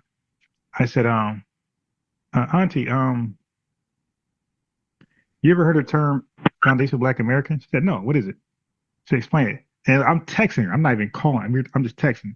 I said, yeah, Foundation of Black American just means that, that you're able to, I gave it a short, simple version. I said, you're able to trace your lineage in this country back to at least 1870. She said, she called me Ronnie. She said, yeah, Ronnie, in the text. She said, oh, we're absolutely Foundation of Black America then, because I personally traced our lineage before, like 1850s. I said, really? I said, yo, put me on. And my aunt sent me the Ancestry.com, whatever it was, where it showed our whole family lineage going up to like 1850s. And now I got my receipts. So when people say paperwork, I got mine. So anyway, I got to establish that. So it depends how many people we can reach. Now, thanks to these large platforms that keep talking about it, even though they negatively talking about it, it got black Americans asking about it now. So, brother, just like everything, it's going to gain momentum. Just like African American. That was when it was reintroduced, because again, it wasn't popular during 1790 when it was introduced at all. Hardly nobody called themselves that. But when Jesse Jackson reintroduced it, it was new, but it slowly gained steam. But FBA, this is way faster than African American, because we still don't say we're African American today. We say Black American. So we still don't use that one. So FBA, like this is, and by the way, I'm gonna be honest. When African American came to the scene, it was not cool to say you're African American. But when James Brown said I'm black and I'm proud, and Elijah Muhammad said a black man is God, they made it cool. So that's why those black went crazy. We took that fast. Well, FBA is cool. It's marketed as cool. That's why it's catching fire so fast. So it's really how it's marketed. African American was not marketed. Jesse Jackson had no, he was dry. I solemnly swear that my people, from this day forward, you should be called African American. Hey, what's so cool about that? So essentially, Black American identity is a rolling definition, it's a rolling term. Nah, it has a complete definition, and it never changed. You just said Frederick Douglass identified as colored, Negro, and American. No. You didn't say anything about foundation or freedom. Yeah, this guy. Of course. Well, first of all, he never said those three. Okay. So it's a rolling definition. It's not a. Yeah, this guy is crazy. Yeah, this guy really got some. But you back there, I hear you smoking. Your brain cells ain't there. Yeah, this dude, he asked a question, give me the answer, and then adds to the answer that he gave me. Dude, I didn't say Frederick Douglass said. I didn't say he said you were Negro. I said during his time, people debated. Black Americans debated whether to call themselves Negro, colored, or American or something else. That's what I said. They debated that. FBA wasn't a term. FBA wasn't a term back then, right? Nah. Call yourself, but well, he did call him. Some people did call himself Black citizen. Okay, because they understood the importance to be a citizen of the country. That's why they dodged the word Africa or African. So that's for the chat. What does that have to do with FBA though? Nothing. Well, actually something, because I'm establishing that they call black citizen could be anybody really. Could be a Kenyan, a Nigerian. No. 99% of black people at that time was us. Ain't nobody else in this country. It was us. So it couldn't have been nobody else. Okay, because immigration came. Did we just speak about the illegal slave trade after 1808? Hey, brother. The lineage. Okay. So it wasn't just. Wait, hold it. So now, no, I won't do that rabbit hole. But no, it couldn't have been a Kenyan person, because I don't think Kenyan even existed. It couldn't have been a Nigerian person. Well, it could have been, because Nigeria is 1801, so it could have been. But that was nothing. It was Nigerians are just a bunch of different tribal men. That's not nothing. But I'm not that rabbit hole. I decline. I just want to establish to the chat that the word black was introduced during like the late 1880s. Some people said I'm a black citizen, but the whole point is, chat, is that they knew to stay away, and I'm not joking. This is 100% fact. They knew to stay away from the term African. They knew that. They knew African was synonymous with deportation. Okay, so they knew to stay away from the word African. That's all I'm established. So they'll take colored, they'll take Negro, and some said black citizen. Frederick Douglass said American, but all of them knew to stay away from the term Africa, because they knew that you were not going to get citizenship under that terminology. If they knew that, then why the oldest black church is called the AME then? Okay, yeah. So I already established that. So they said African, right? Okay. So a church said African. Okay. So it wasn't. It's a couple more organizations that has African in it. Hey, brother. So okay. So now this is for you then. Then how come that term didn't stick with the people? How come it was rejected? How come? Okay. So this person had a thought.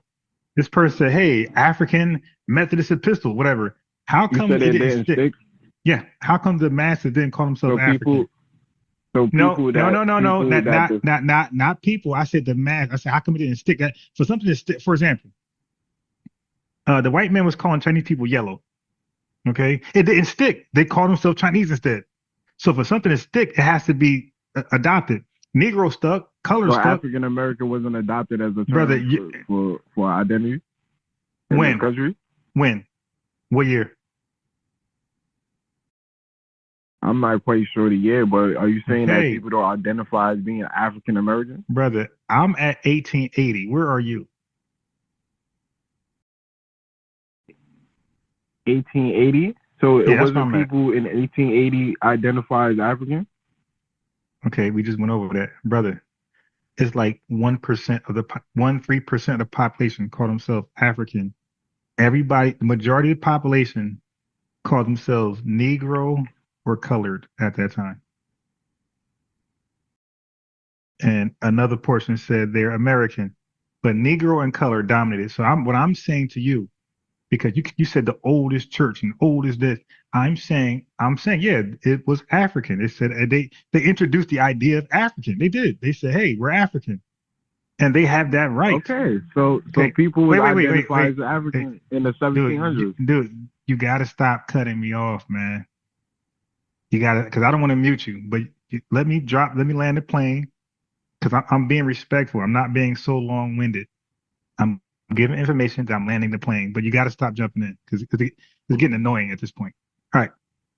So he keeps saying people call themselves African. I'm saying yes, but it was a small, tiny percentage, because most of the people, again, it's like the 10th time I'm saying this, most of the people did not like that terminology. They liked colored and Negro better.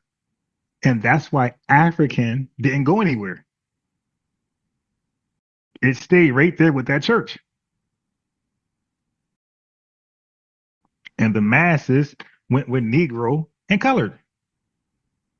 Even Marcus Garvey said what? The Negro, it ain't called the FNIA, it's called it ain't called the UFIA, it's called or or whatever. It ain't called the UANI. What you know what I mean? I don't that damn acronym, whatever that shit means. He don't have African there in place of Negro. Even Marcus Garvey said Negro is better than African. All right. What's so bad about the term African American opposed to FBA? Well, there's nothing bad about a term. Like, terms are terms, so I can't say bad. But what I will say is this: African American is not exclusive. Okay, so why you say that? Okay, do you live in this country right now? Mm-hmm.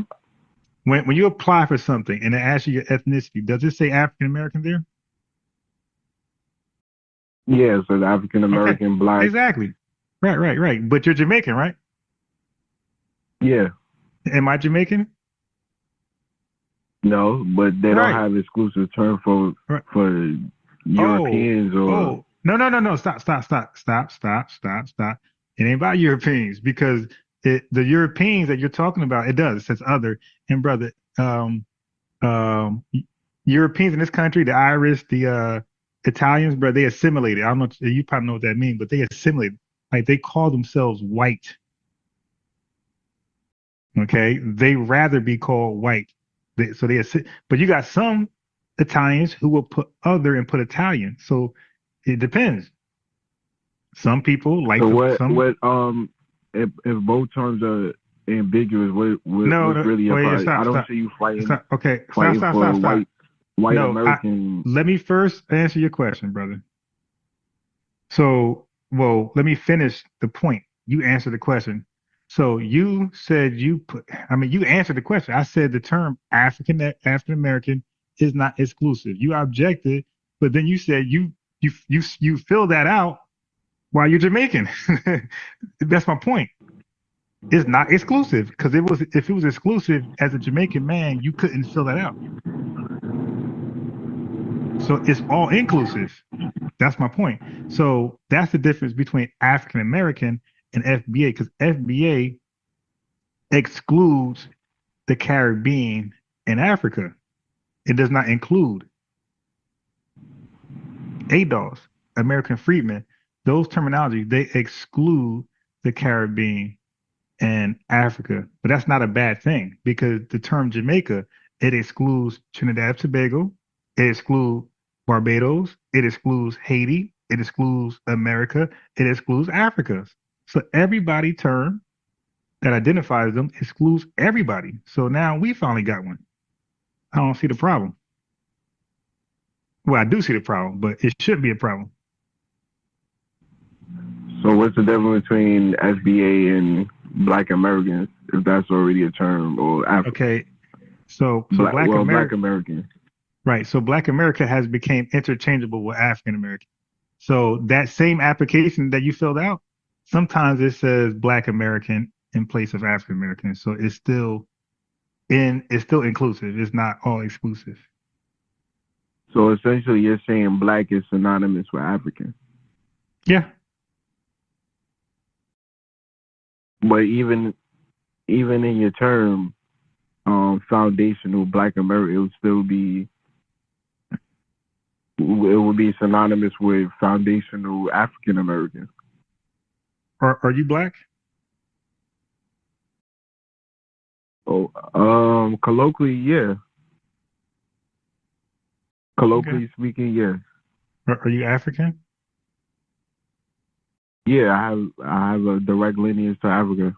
Okay. So when we say Africa, so here's the confusion this could be honest confusion.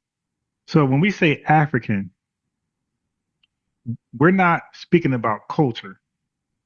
We're speaking about DNA. So when I say I'm African, I'm saying I got African DNA. Like my DNA ties me to somewhere in Africa. But when other Are folks you say saying there's Africa, no culture? so, Are you this saying there's guy no, cuts in again. Hey, dude, will you just shut up? Let me finish so you can see what I'm saying.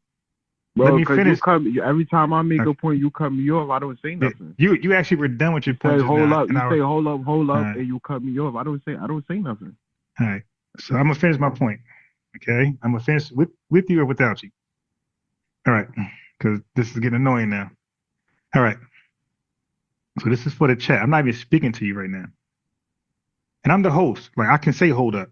That's what the host can do on his show. And you gotta hold up or you get muted. And guess what? You're still being held up anyway. So let's do it the right way. So chat. This could be honest confusion. When some people say Africa or African, they are speaking of culture and ancestry or DNA, or sometimes they're speaking about culture alone. When FBAs, ADOS, American freedmen, when we say African or Africa, we're speaking DNA. So, and then culture at sometimes. So when we say we're not African, we're talking about culturally. And when we say we are African, we're saying DNA wise. So it could get a little bit of confused there, but that's why I'm saying this now. When we say we're not, we're talking about culture. And we say we are, we're talking about our DNA goes back to Africa. So foundational Black American, when we say black, that black is culture. That black is what was created here in this country.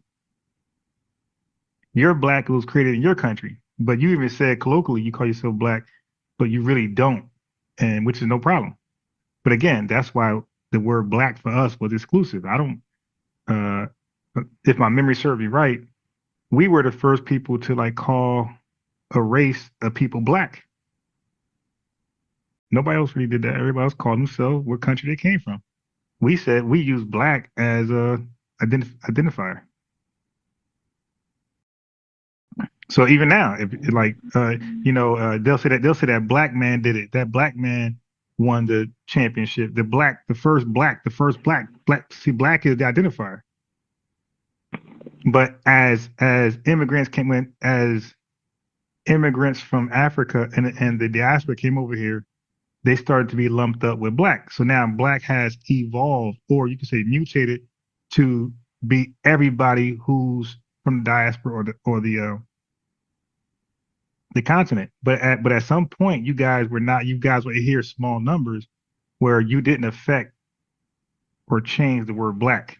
Black was still exclusive to Black Americans. But when you started to come over in the millions, yes, you started to get mislabeled as Black American through media, probably purposely.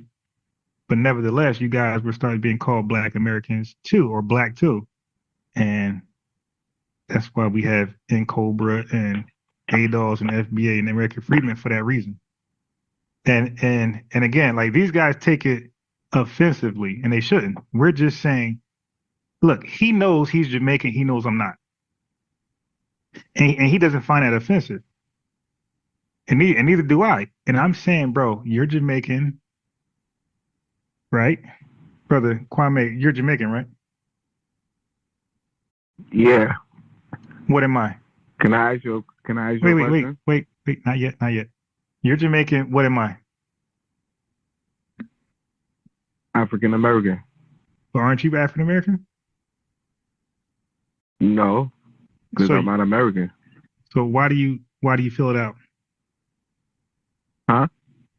Huh? The same reason Italian or German No, I'm asking you American is gonna because fill no, out I'm white American. brother. Well, you don't know what they fill out, all right? But I know this. They You know fill what out you white fill out, American. brother. That's you're projecting. But what I do know is there's a word other there. There's a word other sitting right there at the bottom. That option is there, and you click in spite of that word other being there because you can click other, but you click Black African American. So we both can't be Black African American if you're Jamaican. So what we're doing as a people, we're stepping aside, saying, hey, you can have that selection. We want another box there that says FBA. Y'all can have the black African American box. That's all y'all's. Eat it up. We want FBA for ourselves. Does that sound good or bad? I mean, we all got a right to self-determinate. Okay. If that's the ultimate goal, then so be it. I have no problem Yeah. with that. Yeah, that's why we're confused Um, when people have a problem with it. Like, yo, everybody else got their own self-identifier but us. Why we can't have ours? We're not saying get away from I us think and I think people have a problem with the delineating from Africa, brother. But you, and brother. Well, stop right there. Stop right there. Stop right there. Stop right there. Stop right there. See, I stopped you because I know how to have a conversation. You made a point. Stop. Because I don't want to have different points. So I ain't even finished my point. no, but you, well, Well, no, go but ahead. you, no, you were actually done. You Go ahead, said, King. okay, I got you, brother. I know how to, I know how to converse. You said you didn't. Come here. Go ahead and finish. You didn't. This guy won't stop. Go ahead. Go ahead and finish.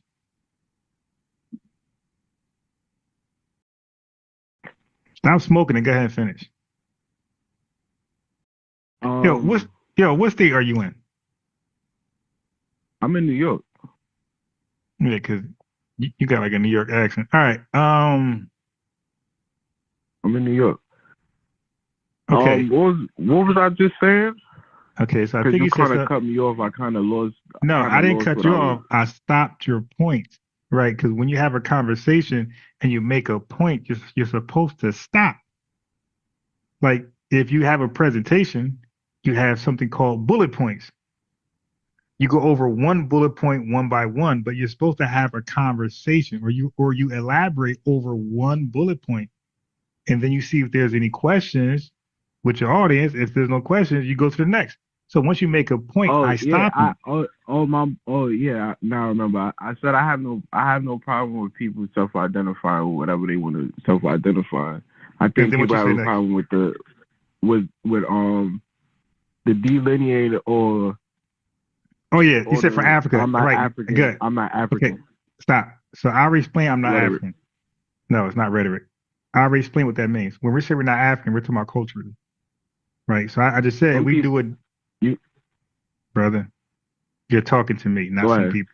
I'm saying when then, and I know because I talk to more FBAs than you do. Okay, so I know when we say we're not African, we're talking about culturally. Like we understand our DNA goes back to Africa, right? We understand that, but we're saying culturally, historically, and everything else besides DNA, we're literally not, and even living in the country, we're literally not African other than our DNA going back to that continent. That's the only thing African about us is our DNA. So now, brother, did you do a DNA test before? Not yet. Okay. You should do one because you will like, it's like it just let you know about you. Like it'll tell you where you are in certain places in Africa or wherever else, maybe Europe. It's kind of cool. I mean, But it's probably a high likely a con a Asante. yeah, well, yeah, but that don't mean nothing because if a white person got 3% a con, like what does that mean, right? Yeah, Does that mean much it if doesn't she mean got three? anything. Right. So if you got 10%, what does that mean? That don't mean nothing. Yeah. So it's about percentages. Like you want to know how much of that in you. So you want to at least be 50%, at the very least, be half. But like if it says 10%, that's not much to brag about. Like you definitely can't join their tribe with No, 10% of I'm con. talking. I'm just talking as far as the whole of Jamaica is is primarily linked to the Asante and the Khan tribe. Mm, okay. All right. Yeah, I don't know nothing about that. Yeah, but it will still matter. Your percentage will still matter. Your percentage will still matter.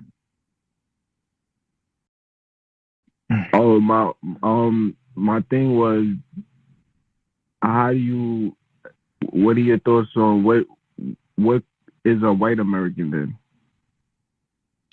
A white American, well, I know the history of, well, I know a good portion of American history. So a white American came a couple ways. Some naturalized, right?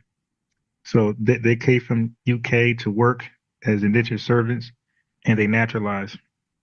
And then you got the early ones that came with George Washington. What they did was they pledged allegiance to the flag. That's how they became American or white American. And then I believe the first Europeans to become white Americans were Germans, right? And the Irish and the Italians, it took a little longer for them to be white Americans. So a white American is any European who assimilates to America. And what that simply means is that they no longer value their origins in Ireland anymore. They no longer value their origins in Italy anymore, or whatever else country, Nova Scotia, whatever they come from. They no longer value that. They instead adopt their American culture, their American genesis in this country. And that's what the Pledge of Allegiance was, by the way. So when they pledged allegiance to the flag, that was them saying, "I'm no longer British. Nothing about me other than DNA, but everything about me going forward is all American, United States of America." So that's what that was about. So to answer your question, to be white America is pretty much saying this is your new beginning. So That's American experience. So basically a white American could be any white European that just pledged allegiance to the American flag. But on the other hand, you're saying let me simplify. To be a black American, you have to go through slavery, Jim Crow. Let me just simplify it. The white person assimilates to the American custom and culture.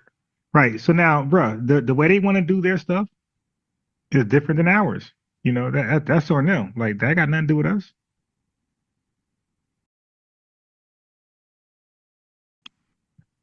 But what makes you Jamaican?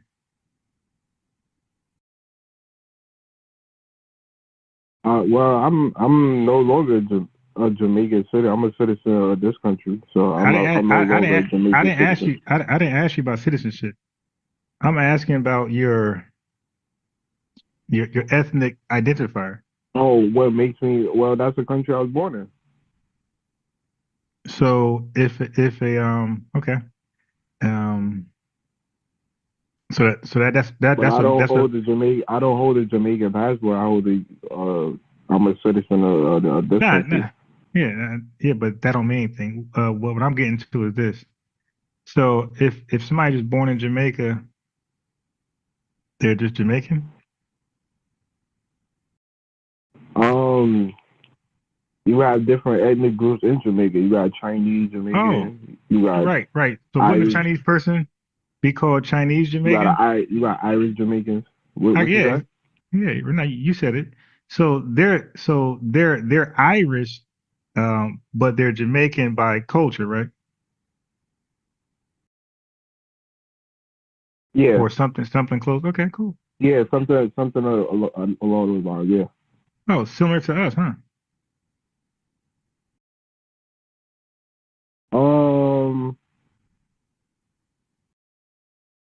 Yeah.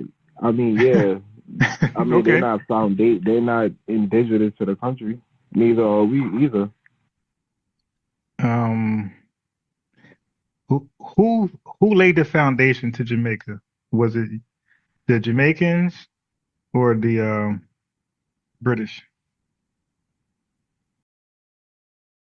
Laid the foundation. I would say the Spanish.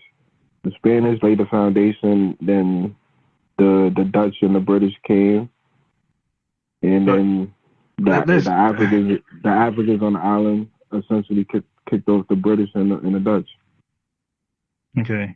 But who laid the foundation for Jamaica? I would say the Spanish. Okay, so when the Jamaicans got there, what was in? I don't know. I don't know Jamaican history.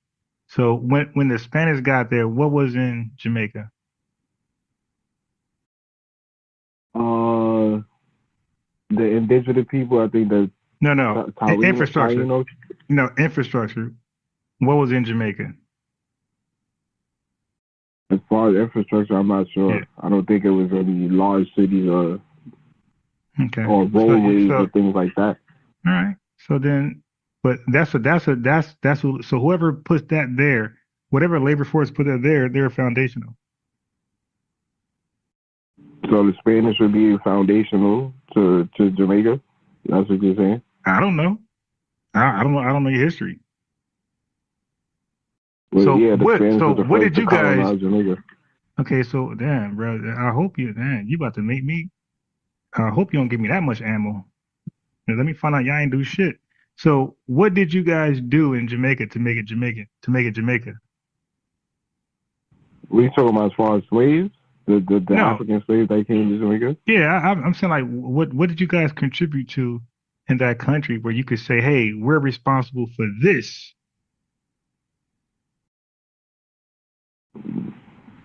The island itself. We took the island. And then what with it? You cultivated like what'd you do to it? Oh, we cultivated different sugar cane No, I'm talking about the island. I'm talking about the island. Like did you? You know what? I'll do it for you. You got me You're saying interested. cultivate as far as what, like plant fruits? Like are you talking trade economically? Like for example, let me tell you what we did. Well, a little bit what we did. We this country had a lot of trees and a lot of stuff like that going on. Like we cut it all down. Like pretty much just us, just Black Americans, cut all that terrain down and made like just a large, landmass of just grass. So like that's like laying down a foundation because you can't put railroad tracks over trees. So in swamps. So like we cleared all that stuff out, and that's what makes it foundational. We were responsible for much of the economy in this country by our forced labor and cheap labor. So like we were foundational to the economy. We were foundational. So the banks in New York got established through our free labor and cheap labor. So our labor indirectly and directly, like pretty much laid the foundation to this country to be a wealthy superpower in years to come. So I didn't know if that was you guys' contribution to Jamaica or it wasn't. So the way you're making it seem like you guys were just there, but ain't really contribute to. That's interesting. I mean, to say that, you do know sugarcane was the largest export in the slave trade, and that primarily came from the Caribbean. Well, that's what I'm trying to get you to tell me some stuff. But I'm saying like what you did. Like you kind of like didn't tell me anything. You just said, nah, the Spanish and this person did. So I'm thinking like, well, damn, what did you guys do? We was the ones cutting the sugar cane and making the rum and the molasses and stuff like that. So you guys helped funnel the economy. You helped the economy grow. Yeah, which was the whole slave trade. It wasn't just Jamaica. It was the Americas and South America. Now we did much more than just some sugarcane stuff. What the hell is this? Yeah, you said in the Americas? Yeah, we did much more than sugarcane.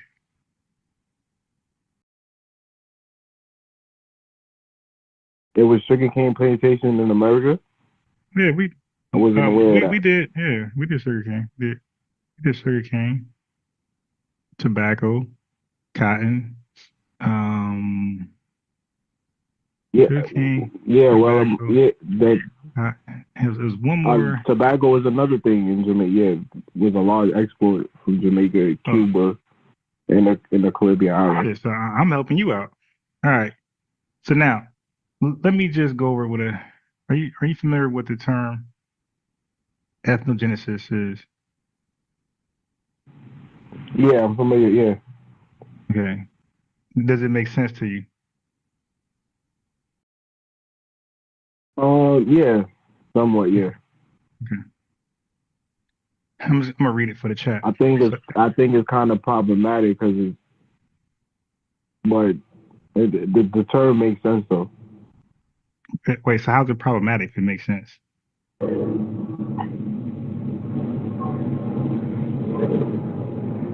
I think my definition of ethnogenesis, I would be thinking of like a new haplogroup or a certain genetic marker that I specifically identifies a specific group or something like that. But okay, so that's the term ethnogenesis. Now that's literally it's kind of like a self-identifier.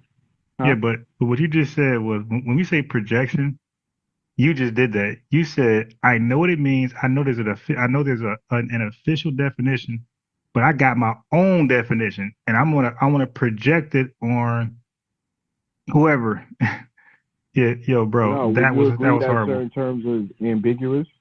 No, a definition, brother. Listen. A definition is definitive. It's the opposite of ambiguous. Okay, a definition defines, is very specific. There's no way to interpret a definition. So let me read. Ethnogenesis is the process by which a distinct ethnic group is formed over time, even often through shared historical experiences, cultural blending, and adaptation to new environments. That's speaking about us. It said this process can occur due to migration, conquest, forced displacement, or cultural evolution. Ethnogenesis typically involves the development of a unique identity. See, we don't have a unique identity because you're selecting Black American also. That makes it inclusive, not unique. It says unique identity, language, and traditions and social structures that differentiate the new group from its ancestral origin. You see? So ethnogenesis, it separates us from our ancestral origins. We're no longer like them in anything but biology. Okay, watch this. Example of ethnogenesis, African Americans. Yes, the transformation of enslaved Africans in America into a distinct Black American ethnic group is a prime example of ethnogenesis. So we are we are a prime example of ethnogenesis. While their ancestors came from diverse African cultures, over the centuries, they formed a new and unique identity separate from those in Africa. Okay, so that's it. Separate from those in Africa, and also the African diaspora. So you two and everybody else. So that's why. Wouldn't that include the Jamaicans, the Barbadians, the Trinidad? No, it would include slavery. It would include you guys experiencing your own. They share similar experiences. African Americans too. No, you didn't.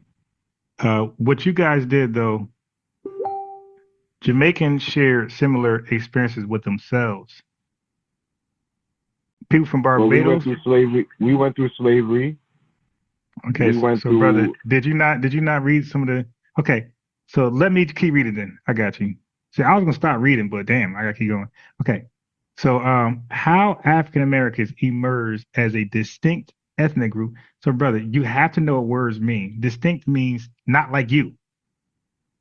It says African Americans. It don't say African Americans and the Caribbean. It says how African Americans emerged as a distinct ethnic group. Watch this. diverse African origins. Enslaved Africans brought to America, this is not you, came from various ethnic groups, e.g., Yoruba, Igbo, Akan, Wolof, Mande, Congo. They spoke different languages and had different traditions. It says cultural blending, forced to adapt to slavery and American society, not Jamaican society, not British society. These groups merged elements of their diverse African traditions while incorporating new influences, language, and religion. We don't speak Patois. It says African Americans developed a distinct dialect, AAVE, or African American Vernacular English. New spiritual traditions, Black Christianity, with African influences, and cultural expressions, gospel, blues, jazz, rap. New social and political identity. Over time, African Americans became a self-conscious group with a common history, struggle, and aspirations for freedom and civil rights. You see, that's nothing you guys did over there. You guys didn't fight for civil rights. That's something we did, and I think only us. Okay. Separation from African identity. Unlike recent African immigrants like yourself, African Americans were not simply Africans in America. They have a history, culture, and identity shaped by their unique means different, experience, it means exclusivity, not inclusivity. Experience of slavery, you experienced that, but not Jim Crow, not civil rights, and struggles in American life. So you got one of the five. Thus, African Americans hold on, I'm not done. Thus, African Americans underwent ethnogenesis, forming a new ethnic identity separate from their African ancestors, like yourself. Okay, so that's what it is. We are who we are. You are who you are, what you are. So the black immigrants that came to the country that came to America between the 1920s and the 1960s, they didn't experience Jim Crow or segregation or redlining. Okay, so brother, what states they moved to?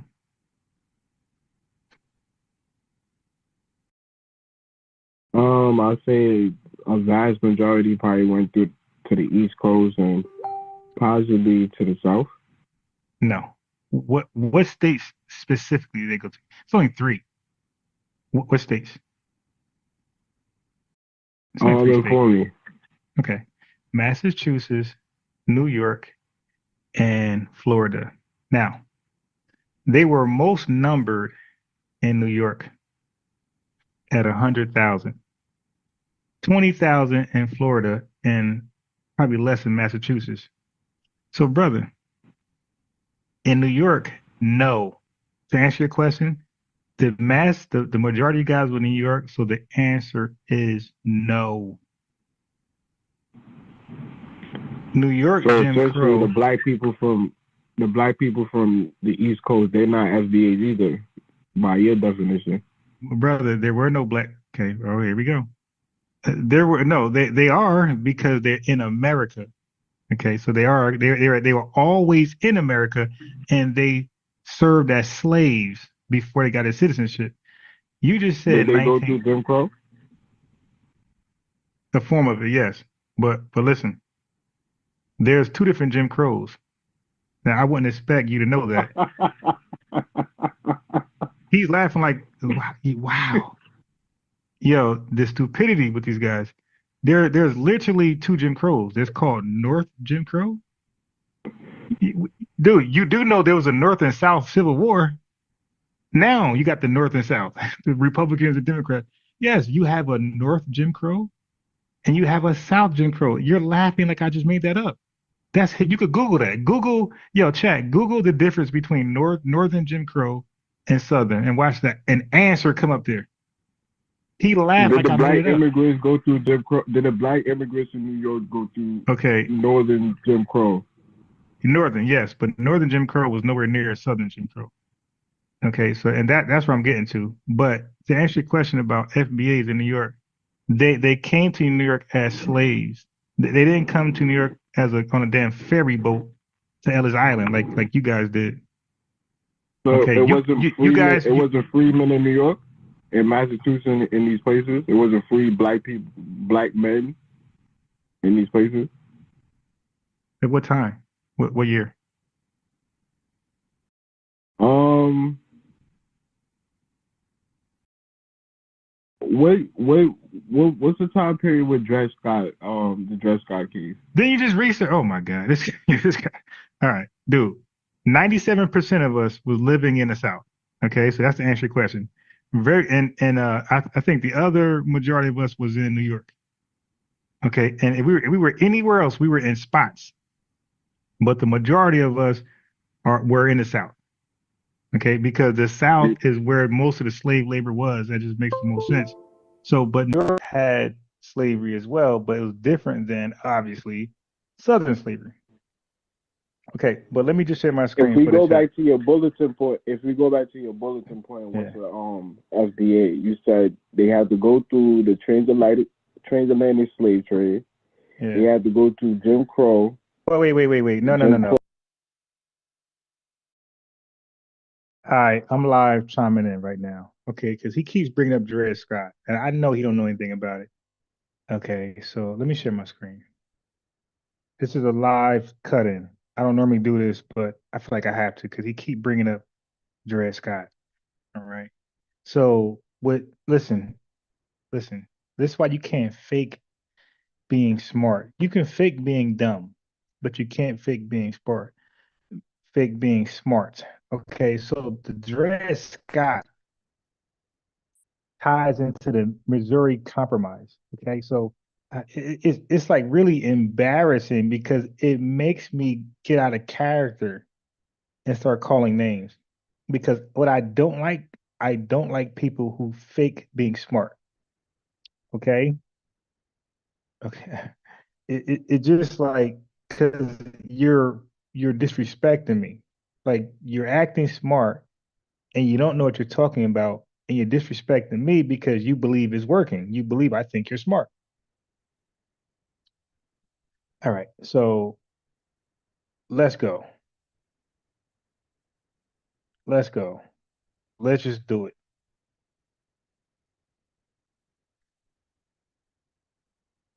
Missouri State Archives Missouri's Dred Scott case, 1846 to 185. 1857.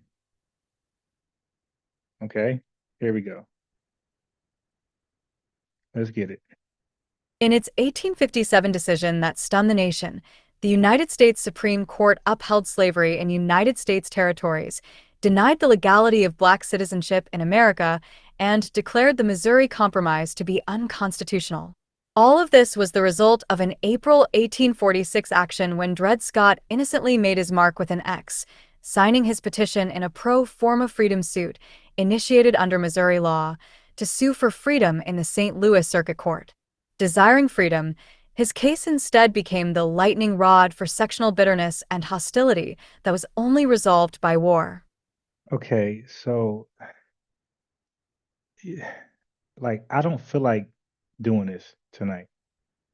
But Missouri was debated, right? Missouri, the North wanted Missouri. Well, the South wanted Missouri, but the North wanted the states to be equal. Okay, they wanted for every Southern state, there's a Northern state. So Missouri was leaning towards the South and slavery, but the North was like, no, because now we're uneven. So they was like, no, Missouri is a Northern state. You dig? And that's the compromise. Matter of fact, as a result of Missouri, they drew the line, like the northern and southern line. They drew the line. Any state under this line, because I think Florida was a union state at one point, but they drew the line. They said any state below this line is the South, right? That means it's pro-slavery. Any state above this line is the North. That means we're not dealing with slavery, right? So that's what I'm trying to say. Like it's really is a waste of time for people who just talking but don't know what they're talking about. Okay, so Missouri wasn't yet recognized as a northern free state.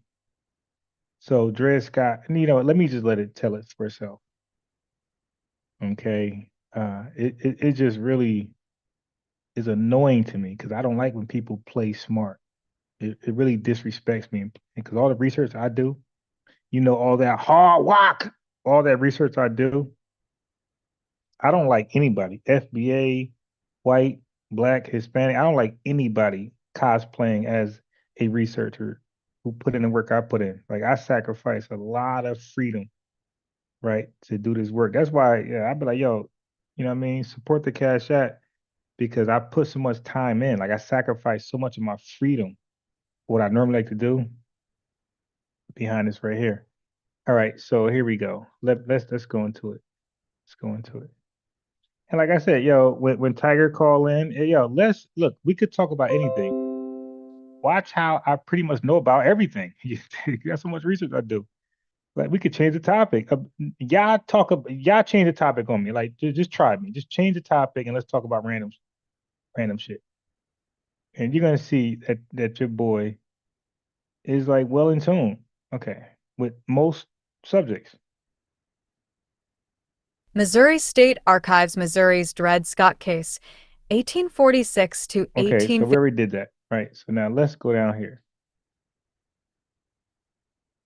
Let's go down here.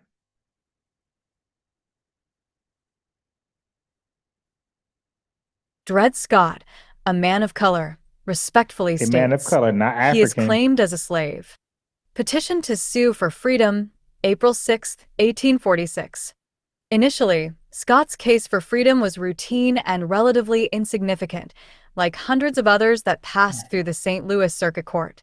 The cases were allowed because a Missouri statute stated that any person, black or white, held in wrongful enslavement could sue for freedom. The petition that Dred Scott signed indicated the reasons he felt he was entitled to freedom. Scott's owner, Dr. John Emerson, was a United States Army surgeon who traveled to various military posts in the Free State of Illinois and the Free Wisconsin Territory. Dred Scott traveled with him and, therefore, resided in areas where slavery was outlawed. Because of Missouri's long-standing, once free, always free judicial standard in determining freedom suits, slaves who were taken to such areas were freed even if they returned to the slave state of Missouri. Once the bonds of slavery were broken, they did not reattach. Okay, so let's continue.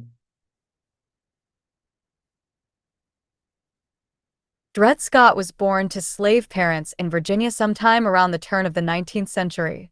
His parents may have been the property of Peter Blow, or Blow may have purchased Scott at a later date. The mystery of exact ownership is one that would follow Dred Scott, and later his family, throughout their lives as slaves. With few records extant, it is difficult to identify exactly when ownership of the family was transferred to various parties. By 1830, Peter Blow had settled his family of 4 sons and 3 daughters and his 6 slaves in St. Louis. This was after having moved from Virginia to Alabama to attempt farming near Huntsville, and, when that failed, a move from Alabama to Missouri. In St. Louis, Peter Blow undertook the running of a boarding house, the Jefferson Hotel.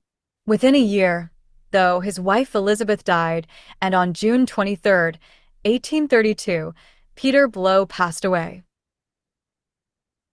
Okay. So let's just get to it.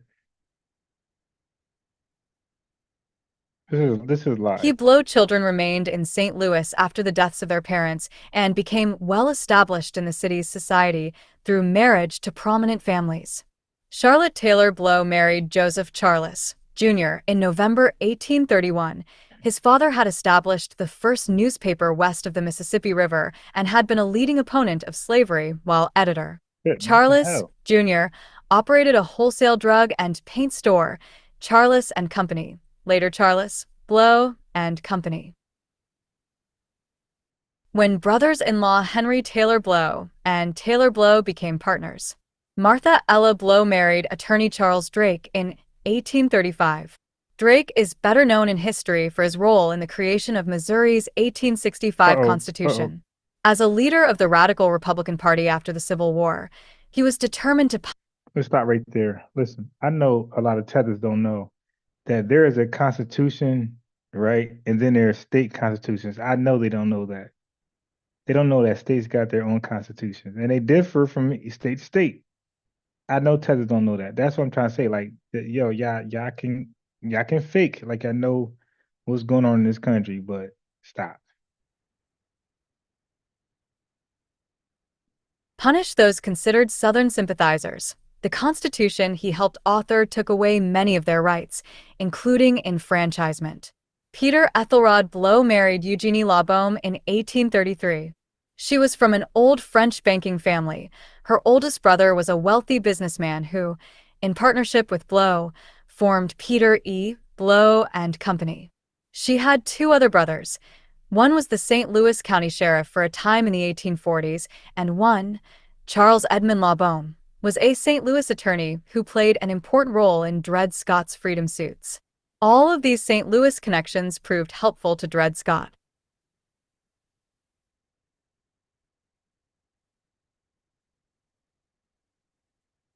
All right. So we are getting to the nitty gritty. All right. Just be patient. To the said Dr. John Emerson purchased your petitioner. Petition to sue for freedom, April 6, 1846.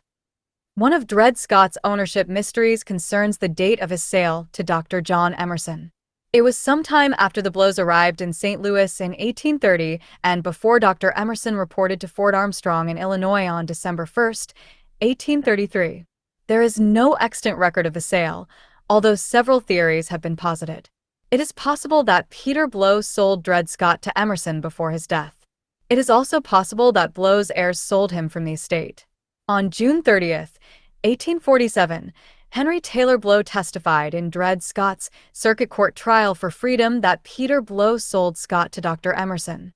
Emerson's attorneys did not object to this testimony or cross-examine Blow on its accuracy, so it is probable this is the manner in which the ownership of Dred Scott passed to Dr. Emerson. John Emerson came to St. Louis sometime before August 1831. He served as a civilian doctor at Jefferson Barracks for a time before his October 25, 1833, appointment as an assistant surgeon in the United States Army. He left St. Louis on November 19th, accompanied by Dred Scott, to report for duty at Fort Armstrong, Illinois, the stay referred to in court documents as Rock Island. Emerson's assignment lasted for nearly 3 years and, under the conditions of the Northwest Ordinance of 1787, entitled Dred Scott to his freedom. That ordinance prohibited slavery in regions between the Mississippi and Ohio rivers and the Great Lakes, except as punishment for crimes. In addition, when the state of Illinois was created from part of the Northwest Ordinance Territory in 1818, the state constitution prohibited slavery. Okay, prohibited slavery. As a matter of fact, so I thank you guys for the Cash App donations, and I appreciate it. I bought my son his first bicycle today. He's 3, and I appreciate your Cash Apps. I'm gonna, put it, you know, towards the bike. So I'm recouping my money basically. So I appreciate that. So now it's like I got a discount because you got to send in Cash Apps. So now I look at the bike as a discount now. So again, I really appreciate you guys, but I really dedicate, like, it's no cap. And you could tell because when I talk to people on the fly, you see how much I know. So nothing I'm not cosplaying. Like, I want folks to come in. And what I don't know. So when he brought up Cuffy and Allen, I didn't know. And I didn't fake like I knew. I said, never, I don't know. But now I know more than him. So so that's interesting because they're not better researchers than me. Right. So you can know more than me for right now, but you're not a better researcher than me. So once you give me, what you're looking into, I'm going to do more than you. Right. I'm somebody who learned how to read Greek in like what, 3 months? Okay. Self-taught. So like I'm really him. And that's in like the most humblest way possible. Living at Rock Island was Dred Scott's first chance to sue for his freedom, assuming he knew he had that right. He did not sue, though, and in May 1836, traveled with Dr. Emerson to Fort Snelling when Emerson was transferred. Fort Snelling was located in the newly created Wisconsin Territory, part of the Iowa Territory after 1838, on the west bank of the Mississippi River. The journey and residence at Fort Snelling was Dred Scott's second chance to sue for freedom. Now he was resident in a territory that was governed by the 1820 Missouri Compromise, which prohibited slavery north of 36 degrees 30 minutes except within the boundaries of the state of Missouri. Again, though, he did not pursue his opportunity to sue for freedom based on this residence. Okay, so you see, it's really technical. It's really like really. You see, like this legalese talk is serious, but you see, the white man, to a certain degree, they respect some of their rules. You dig? So this is how Johnny Cochran can get OJ off, even though OJ, you dig, was most likely involved one way or another. But because there's rules, and the white man will let you go into the rules, and like there are so many. Listen, trust me when I say this. So many black people got around Jim Crow because of loopholes. So the white man honored the loopholes and allowed certain black people to take advantage of opportunities that white folks took advantage of. So like I know this to be true. All right. Because I'm a thorough researcher and I'm honest. I'm unbiased. My name is unbiased. That means I gotta be unbiased. All right, so now we're getting somewhere. Check this out. On October 20th, 1837, Emerson left Fort Snelling for assignment to St. Louis, which he had repeatedly requested. He traveled from the fort by canoe because the upper Mississippi River was already frozen and steamboats were not making the trip. Due to the mode of travel, he left behind most of his possessions, Damn. including Dred and Harriet Scott. The Scotts were left in the care of someone else, to be hired out until Emerson could make arrangements to send for them. Okay, hired out. That expression means that they were leasing their slaves to another plantation or company to do work. Okay, so I'm unbiased sports. I know what hired out means. I know most black immigrants, most immigrants, period, and probably most white Americans do not know what hired out is. Okay, I do because of my, how far I would go of reading. That's why, like, listen, man.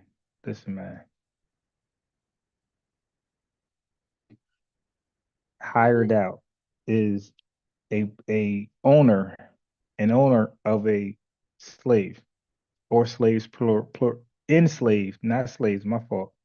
The owner of enslaved people, okay, one or many, and they're leasing them to other people for what they want them for. So basically, like we're being leased out like a tool or like a machine or like a U-Haul. So that means that the person who has us in their care, they cannot abuse us. They got to take care of us. If there was to abuse us and not feed us, the actual owner can sue that man or even kill him, depending on how extreme the abuse was. But yes, the owner can actually kill another white man because of how he treated his quote unquote property. Yes, yes. White folks got their head blown off for mistreating leased quote unquote property. They died. They did. You ain't mess with my money. I'm a slave master. This is my best slave I'm leasing out, and you sitting here not feeding him and beating on him. No, sir, you gotta die. So yeah, it was like that. Them. They had opportunity to escape slavery by running away in his absence, but they did not. Nor did they attempt to sue for their freedom during this time. Almost immediately upon arriving in St. Louis, Emerson was transferred to Fort Jessup, Louisiana. He arrived there on November 22nd, 1837. The assignment lasted less than a year, but during that time in Louisiana, he met Eliza Irene Sanford, known as Irene, of St. Louis. She was visiting her sister Mary, who was married to Captain Henry Bainbridge, also assigned to Fort Jessup at the time. Emerson married Irene on February 6, 1838. In April 1838, at Emerson's request, Dred and Harriet Scott traveled to Louisiana, thus voluntarily returning to a slave state. That September, the Emersons and the Scotts returned to St. Louis for a brief stay, then traveled back to Fort Snelling in October. On that October trip back to Fort Snelling, Eliza Scott, named for her mistress, was born on the steamer Gypsy, captained by Thomas Gray, north of the boundary of 36 degrees 30 minutes, in free territory. The group remained at Fort Snelling until May 1840. All right. Emerson was ordered to Florida. Wait. I see how long this bar is. I'm not playing anymore. I'm sorry. I gotta make a whole new live for just this. That bar is, look at this. This is, this is like a third. Look at this. This is a third. We got 66% more to go. I'm good. So, okay. So I'm gonna stop right here. I'm not doing that. Okay. I'm gonna go back to the discussion between myself and Kwame. Okay. I thought this was gonna be like a brief summary. Okay. I didn't know it was gonna like give a detailed story event, play by play, so to speak. So my fault for that. I'll make a whole separate video where we deal with the case. Oh, wait. Okay, I got it. Stop right there, because you smoke. Your memory. I never smoked a day in my life, so my memory is yours isn't. All right, so brother, it's steps. You got to meet all the steps. So the first one is you got to go through slavery in America.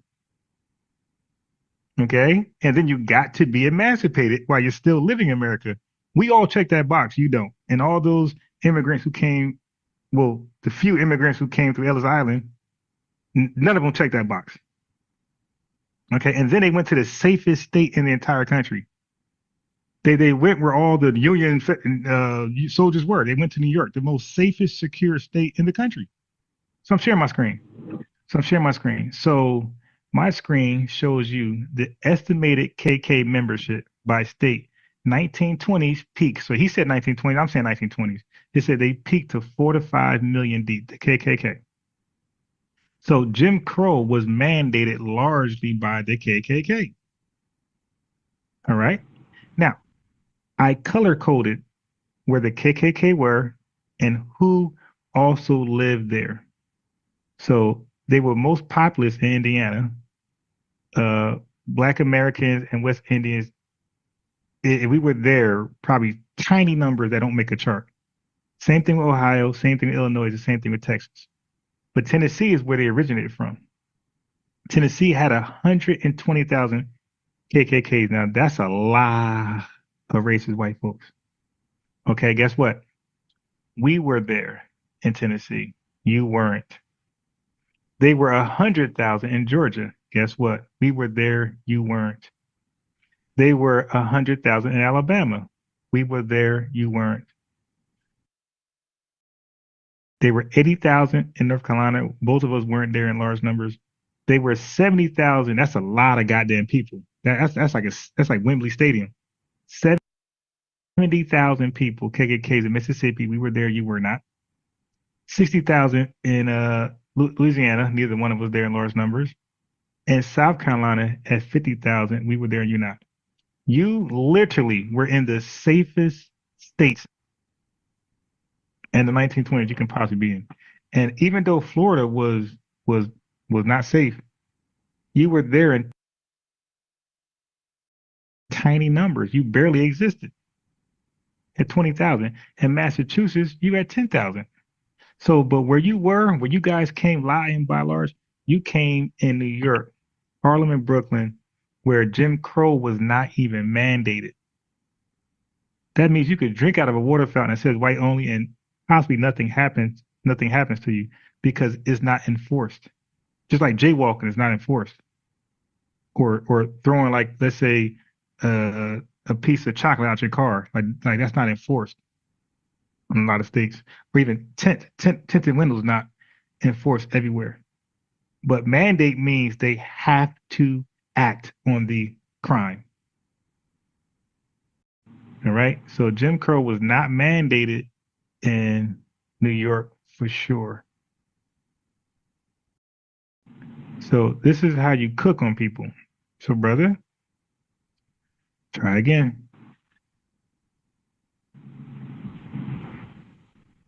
And I just keep making examples out of you. I don't know why you keep trying.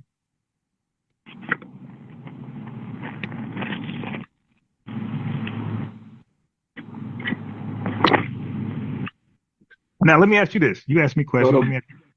Hold up. No, Yeah, it's my go turn. ahead. My turn. Be down. All right. So Marcus Garvey came to the United States. Now we back on Marcus Garvey. Why not? Shit, you back on Black Americans. Why can't be back on Marcus Garvey? I mean, I thought that was the topic. I thought Marcus African Garvey, American yeah, was the topic. Right. Marcus Garvey was involved with Black Americans. So and you mentioned white people too. You mentioned white people. Okay, so why I can't mention Yeah, Marcus but I was Garvey? trying to get your defined term of what a white American Right, and is. I'm trying to get you to define something You right now. basically said, Okay, wait, no. This ain't time to teach. This is my question now. So Marcus Garvey, when he came here in 1914, right? Documented 1914. When he came here to liberate us and get us to flee as illegal immigrants in Liberia, was Jamaica free at that time? Or was Jamaica being colonized? Jamaica was under the British Crown. Yeah. So when Marcus Garvey had this aha moment to liberate us, Jamaica wasn't liberated at that time, right? Not completely liberated, but definitely more liberated than Black Americans. No, you had no independence. You were 100% colonized. Now, but I'm trying to get somewhere. And he does this. He asks questions, and he could tell me to stop. Like I tell him to stop. He could say stop and ask a question about what I said. No, that's fair game. But he likes to not answer a question and start telling stories. Typical. All right. Okay. So now watch this. Let's move past that. Can we both agree that Marcus Garvey wanted Black Americans to go to Africa, right? Somewhere in Africa, right?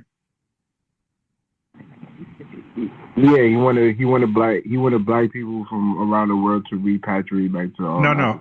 Not around the world. He came to the United States. Okay, he didn't go around the world pitching the idea. He came here with that idea. So let's just focus where he did most of his work.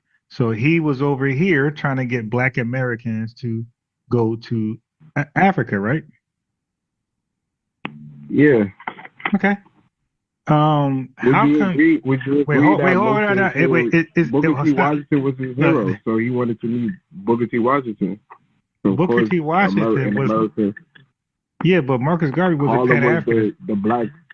Harlem was like the black capital of the world. See, look, again, yeah, these guys be so insecure, they just start talking. It's my question time, he started to talk. Okay, so you mentioned Booker T. Washington.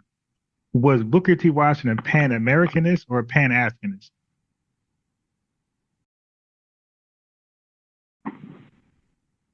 I think Booker T. Washington probably more to a Pan-African. No. See, now you're lying like Brother Reggie. Booker T. Washington did not believe that no Black American should go to Africa. He said, we are American and we're going to fight for civil rights in America and we're going to fight for equality in America. Most Black leaders, damn near all of them, did not support a Africa idea. So I'm going to stop you right there. So if I ask that question again, even Elijah Muhammad didn't even talk some more back to Africa bullshit. So most Black influential leaders, most of them all talked about making America more comfortable for themselves. So, but bro, Garvey lived in America. I'm sorry, he lived in Jamaica. He lived in America. Did he ever live in Africa? No. Okay. So to me, it'll make more sense for him to build some type of alliance with Black Americans and Jamaicans because he knows both people. He's from Jamaica and he lived in America for some time. So to me, it'll make more sense to try to get Black Americans and Jamaicans some type of elite alliance rather than Africa that neither one of us know anything about. We knew nothing about Africa and he knew nothing about Africa. So that idea seemed like wild in itself. That idea right there was just wild. It was like some fantasy island type of stuff. Again, he's from Jamaica. He lived in Jamaica. He knows Jamaican people. He knows us a little bit. You would think that he would have us come together and then maybe do something with these two powerful forces together. But somehow he said, "The hell with with that." All right. Yeah, I found that. You don't find that interesting? Yeah. Are you saying that Marcus Garvey was the first Black person to want to repatriate back to Africa? It was no African American that came up with similar concepts. See, I don't like those type of questions where he keeps saying, "Are you trying to say?" And I did not try to say that, but he keeps. I don't like that. When I talk to this guy, I ask him a question like a man. I just ask him right out, "Hey, what do you think about this?" I'm not gonna say, "Are you trying to say?" Brother, what I am saying is that if there were some peons that were talking about back to Africa, none of them were more notable and impactful than Marcus Garvey.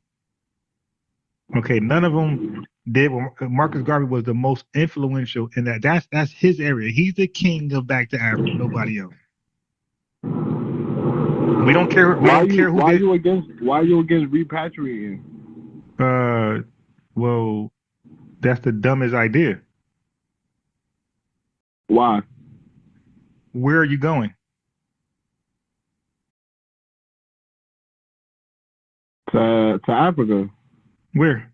It's plenty. It's 52 countries to pick in Africa. Name one. Name one. Ghana. Stop right there. Stop right there. Nigeria. Stop right there. They just offered citizenship, bro. So you can stop right there. Stop right there. Stop right there. They just offered citizenship. Nigeria didn't. In Nigeria, you need to have. Their option's not there at all in Nigeria. But Ghana just did, bro, in 2000, like the 20s. So try again. So where else? And try somewhere else because you struck out twice. Nigerians don't offer dual citizenship now, and Ghana just did. So try some more countries. Go ahead if you want to. You don't have to, but if you want to. So you were shot down quickly with that. Liberia. So, okay. Liberia president is already on record saying don't come here. So if you strike three, try again. Okay, so what's your point? My point is Africa don't want us. That's why I don't support the idea. It's stupid. We have a country. Wait, why do you guys wait? Do you want to go back to how about this? Do you want to go back to Africa? Yo, these Jamaicans want to send us back to Africa so bad. Yo, why don't you want to go? I think that should be the ultimate goal for every Black person. No. You just asked me. You didn't say goal. You said why I don't support it. Like now, I said because it's stupid and it's fantasy. First of all, I'm in a first world country. Wait, no, I'm going to answer your question thoroughly now. First of all, I'm in a first world country that I helped build. This would not be a superpower at all without Black Americans and our contributions, forced or voluntarily. This country won't be shit without us doing what we did, being involved in what we were involved in, and our influence. So when you look at sports, the money we generate for this country. So basketball in this country was shit. We got involved. It's one of the most popular sports in the world. People making the most money ever. Football was like rugby. We get involved. It's the best sport in the world. Okay? They did track. amongst themselves. It was ass. We get involved. The Jesse Owens, the Carl Lewis. Now track is one of the best sports in the world. It did track and field. Like when you watch Olympics, people really watch it for track and field. Other things as well, like maybe the flipping stuff, the gymnastics, but and I'm sure other things, but track and field is like top. It got to be top three. So not just our cheap labor and free labor, and then what about our innovations? So innovation is helping an invention be better. And then we had our own inventions. So we contributed so much to this country. Why would we just leave it so you can come over and take our spot? No, like we know about that trick, bro. No, we're not gonna be tricked up out of our spot. Stop. I'm not. You're not Lisa Lauren or whatever her name is, and I'm not just hilarious, dude. You're not gonna trick me out of my spot. This country is only great because of our contributions, and we're proud of that. Whether you like it or not, we're proud Americans, my boy. And we ain't going nowhere. And not to no goddamn third world country. I never said specifically you. I'm just saying, what's your problem with repatriating back to Africa? Okay, so I answered that. Why would we leave a first world superpower, one of the richest countries in the world, to go to a country less unfortunate? I mean, you have countries in Africa that's building up to be a first world country, right? And that's great. That's great. But why would we build this? Why would we help build this country to a superpower and just leave it and don't benefit from our creation, our labor? But yeah, but hey, chat. Listen. What is the benefit? What is the benefit you? What is the benefit you talking about? Chat. Be careful, man. Are you talking like as far as reparations or ownership? Like, what are you talking about? Like, as far as... Okay, I'm talking about this. Chat, be careful. These guys talk all this, holding hands and uniting, and look what they want to do. They want us to get out, like that movie. Yeah, these guys, man. Yeah, they can't be trusted. I'm sorry, man. Listen, man, you got to hold your own nuts right now. Maybe we'll revisit this conversation 30, 40, 50 years from now through our ancestors, through our kids. But right now, dude, y'all got to hold your own nuts. Yo, they want us out this country. Why they come? Look, he said he don't have a passport to Jamaica. This dude is in America for the long run, but he want us out. Bro, dude, we're not falling for that shit, my boy. I never said. Are you? Were you trying to say that? You saying that we want to replace African Americans? Of course you do. Of course you do. That's why you want us out so bad. Hell no! I don't think anybody would be in America much more. Dude, well, you better hope.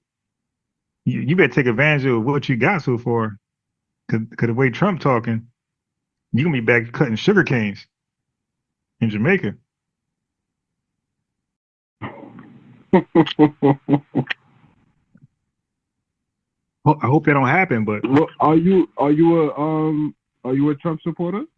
I don't vote, man. So that answers that question. I don't vote. So we can move on from there. I don't have thoughts. I don't have thoughts. It is what it is. I don't have thoughts. I don't vote, so that means that the outcome is the outcome. All right. I don't vote. So I'll say it again. I don't vote. So that means the outcome is the outcome. I don't have thoughts on the outcome. If Kamala Harris wins, that's the outcome. If Joe Biden wins, it's the outcome. Okay. I don't vote, so I can't say shit. The outcome is the outcome, and I just got to deal with it. Do you support Trump? Why even bring up Trump in immigration? Well, because I have a problem with immigration.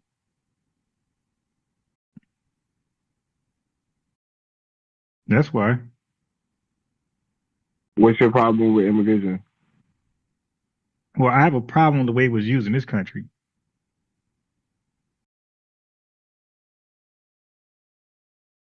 Like what? Immigration was always used to undermine Black Americans. FBA DOS. So is that the immigrant fault or the government fault? Now, I never said, okay, again, yo, dude, You got to have some security, man.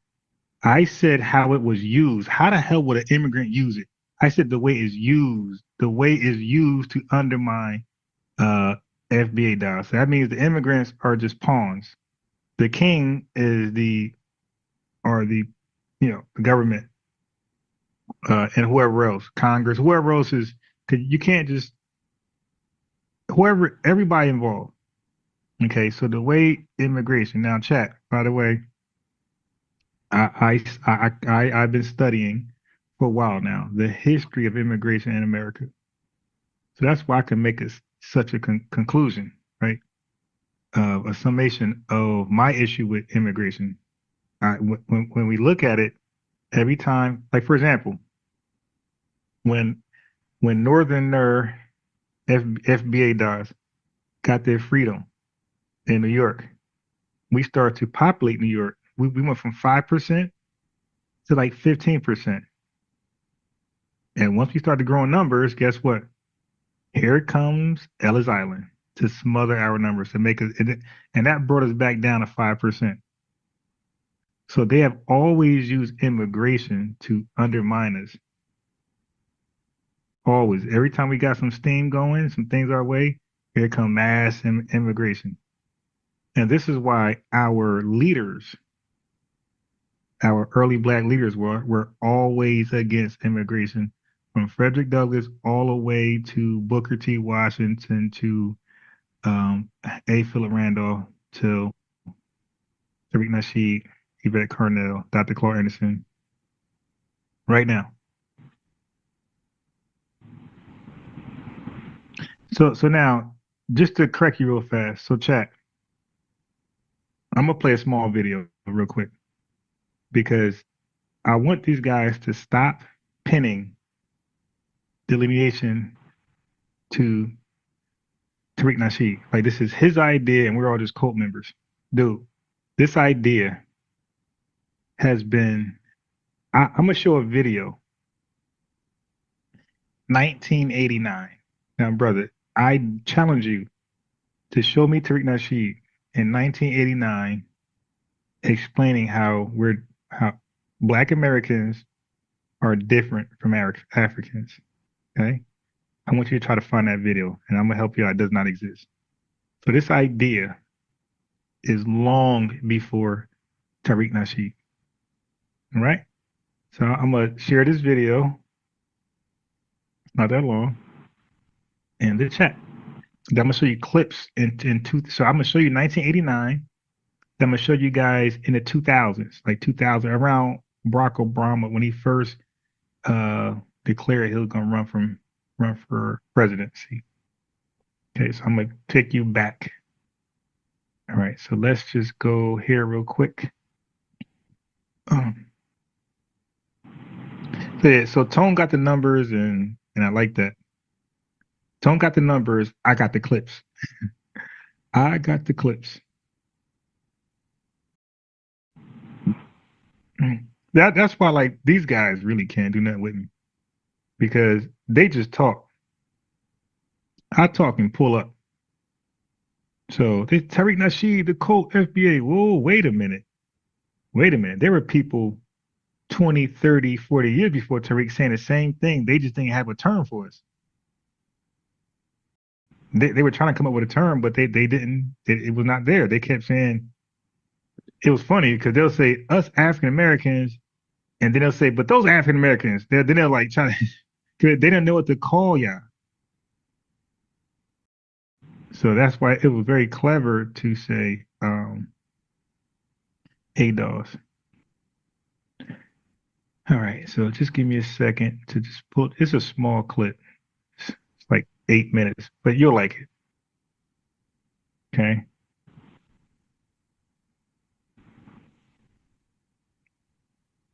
Okay, so chat, are y'all ready? And matter of fact, this was on C-SPAN, which makes it crazy. This is on C-SPAN. In action.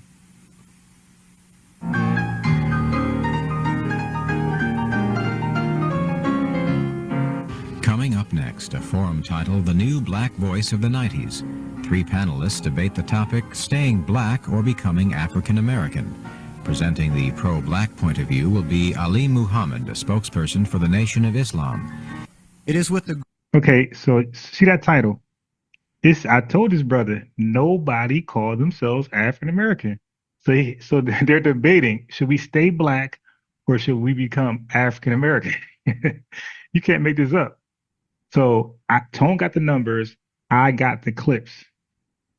The view will be That I give you Dr. Abdul Alim Muhammad of the Nation of Islam.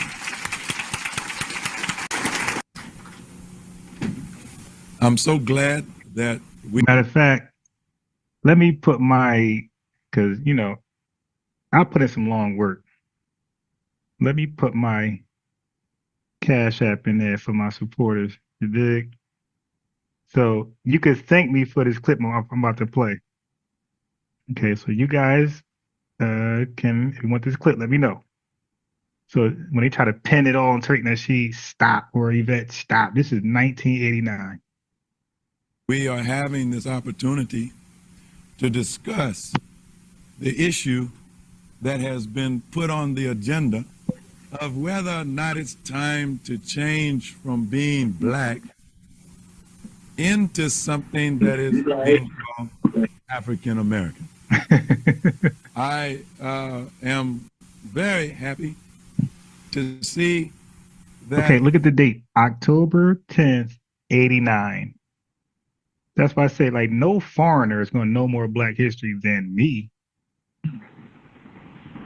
We have now grown in maturity as a people that we are actually able to have such a discussion where, in fact, everyone does not agree with everyone else's view, but we have become such good brothers and sisters of one another that we are able to disagree and yet not become disagreeable. See, to equate African American with terms like Italian American, Polish American, Russian American is to destroy the reality of how we got in this country.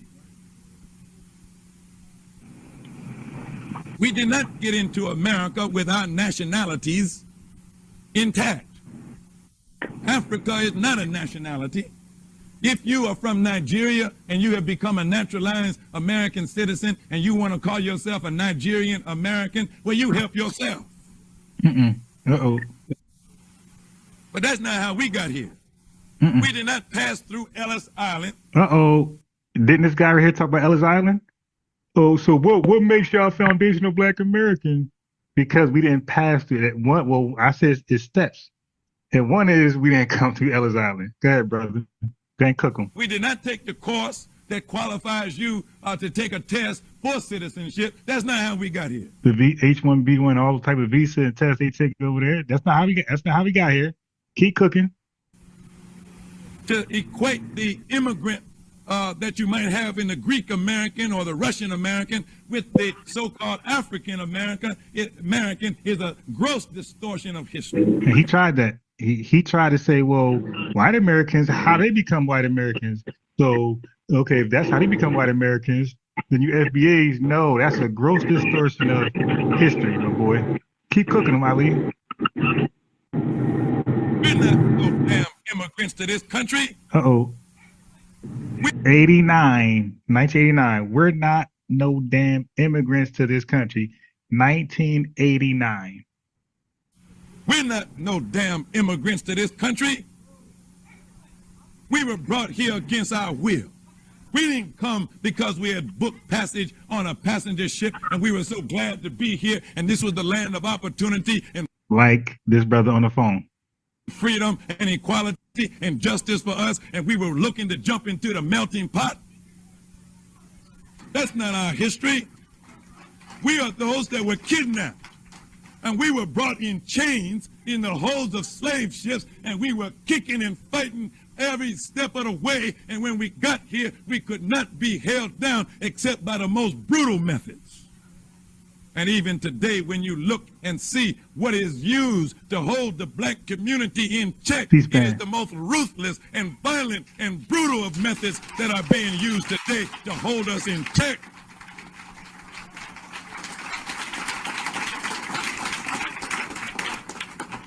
So we don't want to rewrite our history. Let me say something else that's going to make you mad. Uh-oh. Don't make Kwame mad. I'm just going to say it and get off of it because you might not be ready to think about it. And they're not ready now, bro. I'm going to put it in your... 40 years later, no, maybe 30 years later, they're not ready now. 40, you can say 40. Subconscious mind is going to come up later. Mm-hmm. See, even you are guilty. Those of you who are advocating this African, like Kwame, you're guilty yourself of trying to distort your own history. Uh-oh.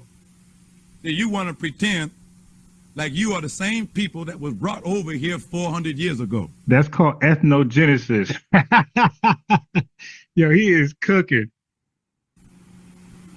And that nothing happened to you since you've been here. You the same black African now that you were then. That ain't true. Uh-oh. Explain ethnogenesis in 1989. I'm reminded of Richard Pryor. He went to Africa. He asked the brothers in Africa, he said, what tribe do you think I'm from? They said, the Italians. And that's why we're not going to no goddamn Africa. They called Richard Pryor an Italian. They said he's with the Italian folks. That's why I said, brother, what country is going to welcome us? You dig? Zero.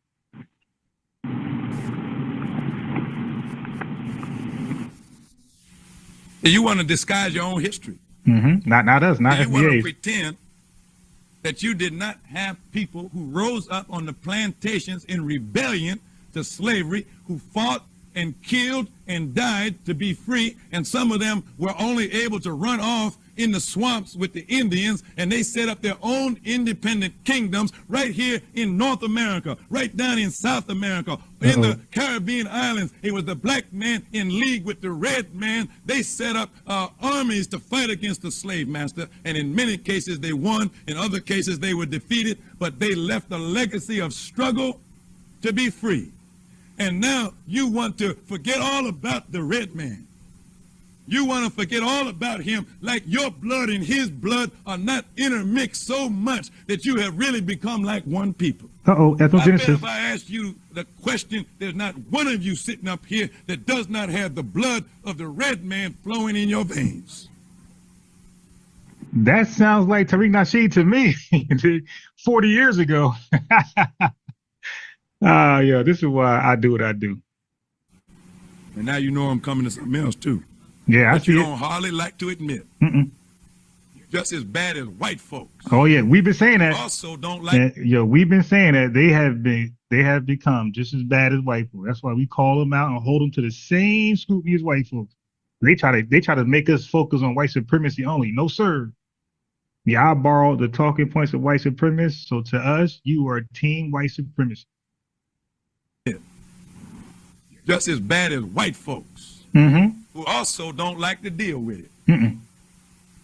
See, when you look at yourself in the mirror, brother, you know why you look like you look. Right. You know that slave master raped your grandmother. You know he went into the black woman and planted his wicked seed in the womb of the black woman, and that's why we're such a spotted up people today. And so when you just want to use this term African American, you're using it as a cover to hide yourself from what actually happened to you because you don't want to face the facts of your own reality. And I explained to his brother earlier, well, everybody don't agree with this in your lineage. Yeah, because they are unaware. But you see, when he talks in front of a crowd of FBAs, it makes sense. And they'd be like, yeah, you're right. Ain't nobody saying boo. They're clapping and testifying.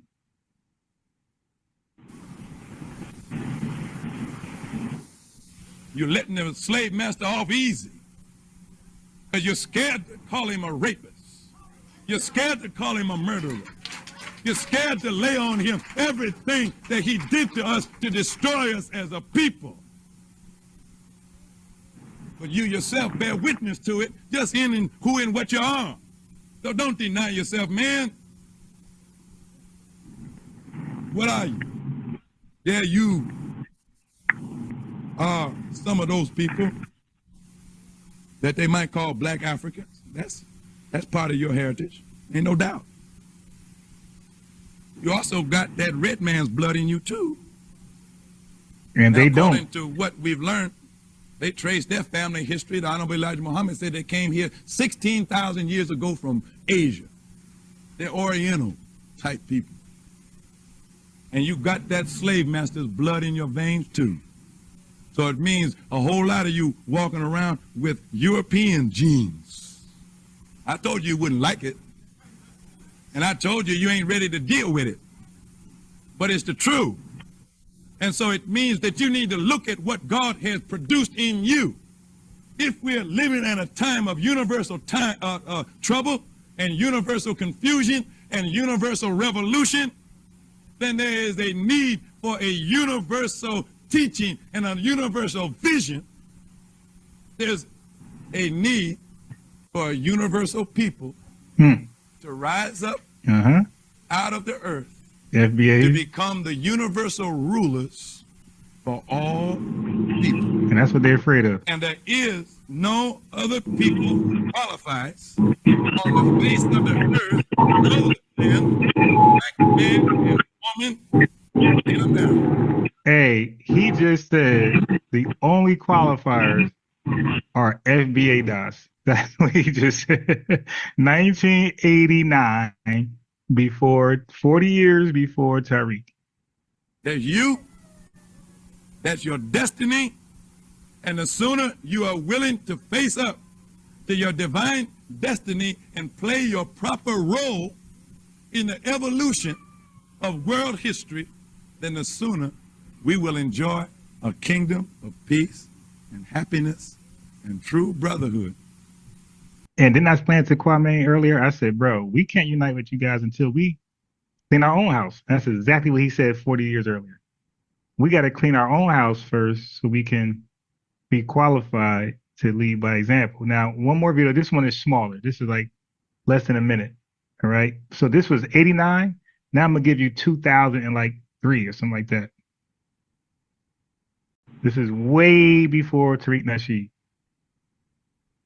Obama will announce his candidacy this weekend at the old state capitol in Springfield, Illinois, where Abraham Lincoln made his stirring House Divided speech. How historic.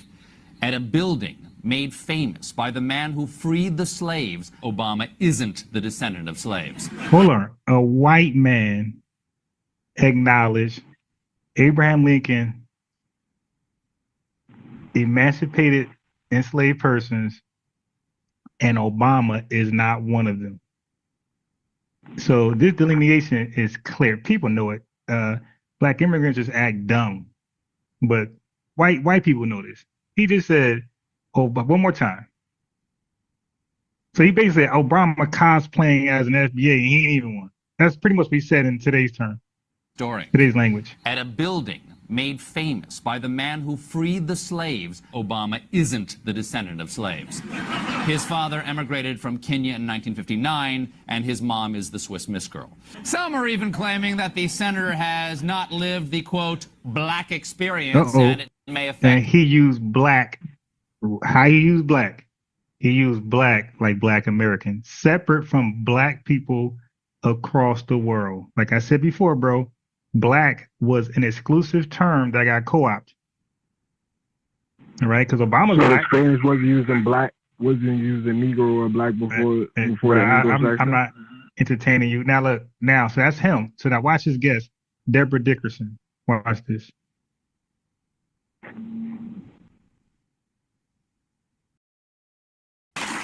Is Barack Obama black?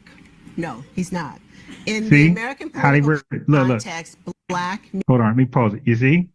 So in the early 2000s and before, we were using black as an exclusive term solely for black Americans who experienced slavery in America. So that's why she said Obama's not black.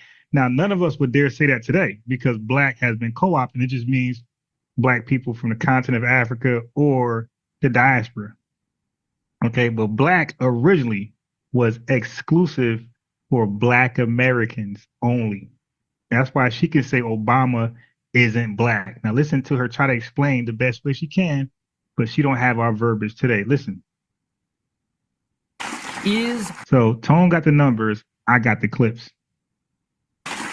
Is Barack Obama black? No, he's not. In the American political context, black means the son of West African, the descendant of West African slaves brought here to labor in the United States. It's not a put down. It's not to say that he hasn't suffered. It's not to say that he doesn't have a glorious lineage of his own. It's just to say that he and I, who am descended from West African slaves brought to America, we are not the same. Okay, so she's 20 years before Tariq Nasheed. That's why we laugh at these guys that sit here and say, oh, y'all, the Tariqians. Yeah, all right. Yeah, all right. You mean the emancipated Persians, because Frederick Douglass made that clear, man. I'm American, and we ain't going nowhere. Go ahead and respond.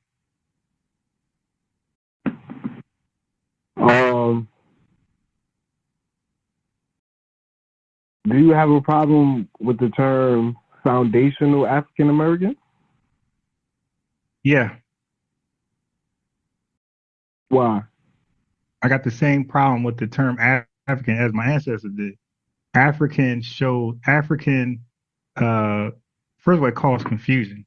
Just like we were using Native Black Americans, and that term Native was causing a lot of confusion. Yep, African American is a trademark corporation. Yeah, so just like Native Americans, Native Black Americans, it causes confusion. People think we're saying we're the Native Americans, okay? And the same confusion, African.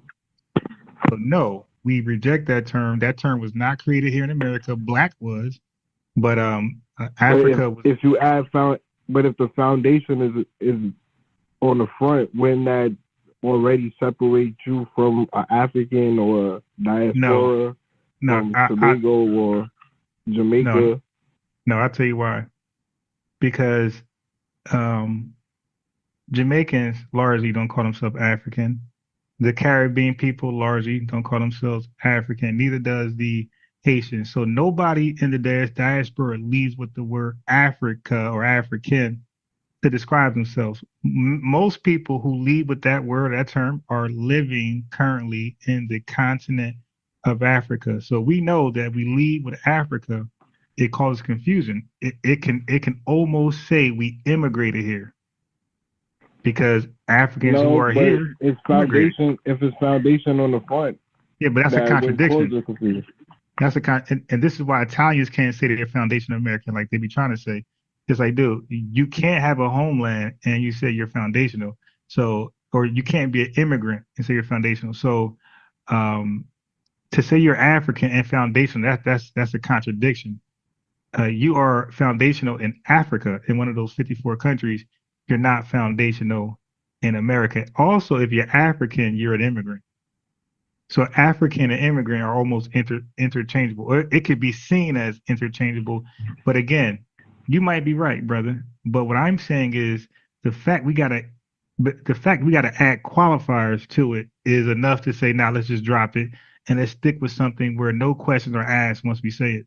But if we say foundational African Americans, I believe that causes more confusion. So when black too be problematic too? No, because look, just look at it. When we say we're foundational Black Americans, everybody knows what it is. And you just heard the white guy say Obama haven't experienced the Black experience. He didn't say the African experience because he's from Kenya. So he's definitely African. He definitely went through African experience. He said Barack Obama he said he didn't go through the quote unquote Black experience. So the word Black seems to be resonating with Black Americans more exclusive than the term African. I already explained, when you say Africa, when you say African, it goes back to Africa.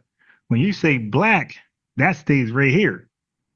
Okay, that was a term. So if we pull up the Oxford definition of black. It won't denote a person of sub-Saharan ancestry or. All right, so brother, this guy said the definition of black. Brother, if you put the word black in a Oxford definition, it's going to say a bunch of different things, but that don't mean anything because the Oxford definition cannot define a people. People define themselves.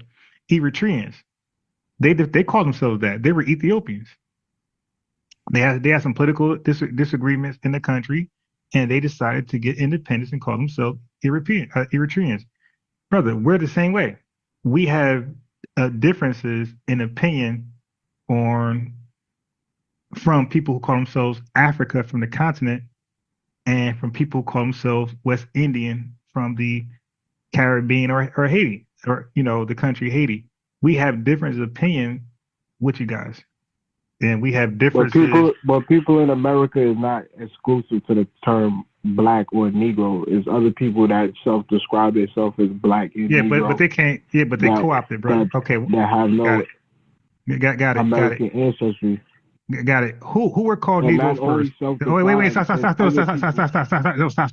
don't like that. Other people. No. Hey, so you gonna keep talking, bro? When I say stop. I don't want to address 3-4 points. I want to address one at a time. So who were called Negro first? Us here in America or somebody else? Say that again. Who were called Negro first? Black Americans or black people somewhere else? The Africans, the people in West Africa. They were called Negroes in West Africa? Yeah. Okay, give me a link. The Portuguese. That's not the Portuguese and the Spanish. They call the people in the Congo Negroes. I mean, the people of West Africa along the Gold Coast Negroes. They had a place called Negro Land. Okay. Were they also called black or colored? Oh, what about colored? What were they called colored? Well, black in Spanish means Negro. No. We're not gonna do Spanish because first, No. Okay. All right. Dude, I'm trying to be respectful, man. Okay. But you never study Spanish, so stop. I did. And Negro goes further than Spanish, my boy. So stop with that before I embarrass you on the word Negro. And it's actually negro. It ain't Negro, it's negro. And it's a color, like blanco, like rosada, like azul. These are colors. These are the Spanish amarillo, anaranjado. These are all colors, my boy. These were not used to identify people. Okay, so now don't embarrass yourself because I'm going to go further with the word than what you can. Because I studied way more languages, definitely Latin and European language than you. So don't embarrass yourself with the word negro. I'm going to save you some time. But just know this. Just know white folks was calling themselves negro. All right? They were calling themselves negro. So it was not exclusive to black people. But when James Brown came up with I'm black and I'm proud, okay, when Elijah Muhammad said the black man of America, it was very clear of who James Brown was speaking about and who Elijah Muhammad was speaking about. There was no confusion. All right? And when you say colored, was there a colored land in somewhere in West Africa as well? No, but it's definitely a Negro. It definitely was a Negro land. Okay. All right. That's fine. But I do know that we were called color exclusively.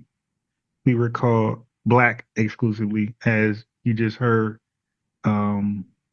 Sister Deborah Dickerson said Obama's not black, when today he's clearly black.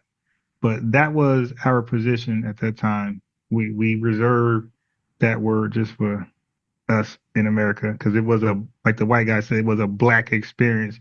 And that black experience was slavery in America and the ethnogenesis. These words just wasn't around. But if they were popular, they would have been used. Dr. Alim Muhammad basically explained ethnogenesis without saying ethnogenesis in every which way of the word. Okay. What was the term I had brought up the AME church earlier? Yeah. And you said that black people was arguing over terms to self-identify themselves. What was the term? It was Negro and colored.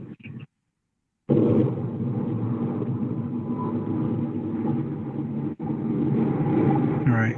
So remember I said I got the clips, don't got the numbers? Huh? Remember I said I got the clips, but Tone got the numbers? Yeah, you keep repeating that. Okay. Watch this clip right here. Yeah, you and I are totally different when it comes to information and research. As you can clearly see, like we're not in the same ballpark at all. But it's fun. Okay. Here you go, chat. Here you go, chat. So the term African American is problematic, but I'm playing a video. Henry M. Turner, a leader in the African Methodist Episcopal Church, agreed with several of his ministerial colleagues that the term African should be stricken from the title, if only because it suggested exclusion. On the other hand, unlike the most of my race, he claimed pride in being called a Negro. He liked being called a Negro. Many other formerly enslaved did not, but for some reason he did. When I am walking the streets of a city and hear someone say, "There goes a Negro preacher," or Negro chaplain, I feel a peculiar exaltedness. He liked the ring of it, I guess, right? That's his preference. By the 1870s, the issue was far from settled, though colored seemed the most acceptable term, and a Louisiana newspaper indicated a willingness to accept Negro as long as it was capitalized like any other nationality. Henry M. Turner, okay, leader I just proved my point. Okay, they wanted to be called Negro and colored. They wanted this African title out of AME. All right. So again, my Cash App is pinned to the top. I feel like my research should be worth something. Whether it's a cup of coffee tomorrow. But I told you, whatever I say, I can back up. Oh boy, can't. All right. And this is why I'm going to call Fresh and Fit show. I'm going to debate Myron Gaines. Hopefully I can call by Friday because I've been like so backed up with other stuff I'm doing. But he has some. Let me play some of his arguments that I'm going to be because Kwame is fun, but he's he got his own agenda, but he's for debating. You guys know he's not my level at all. But Myron thinks he's smart. All right, so let me play some of his talking points that I'll be rebutting when I call his show, because he had a debate, if you call it that, with Tariq Nasheed, and he think he did good. So I want to pick up where they left off at. I'm gonna call his show, and I'm gonna ask, can we pick up where they left off at? So let's play some of his arguments. There's no excuse to be a failure in the United States. Go ahead. That's the argument I made, which is a rock solid argument. You can't defeat that. There's no excuse to be okay. So he said that's a rock solid argument, that there are no excuses to do what? Failure in the United States. To be a failure in the United States. There are no excuses. Now that's anybody who debates knows you can't make an absolute statement unless that thing is 100% factual. Okay, so he said there are no excuses. All I gotta do is name one, and he's out of there. All right, so I'm going to now that's his position. Like he's proud of that angle and that position, and I'm gonna give you some others of his that I'll be debunking when I call in, and I'm guaranteeing when I get done with him, he's gonna sound like Kwame. He's gonna just be quiet. He's gonna barely talk, and he's gonna be quiet. Because these immigrants, they do not know more than me when it comes to this history. All right. So let me give you two other talking points. So I'm gonna let Kwame take it away. Then we're gonna log off. Hold on. I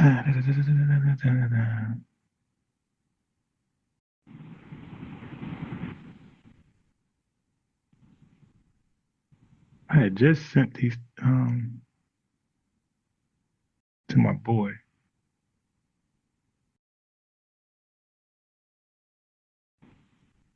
What did I do with Myron talking points?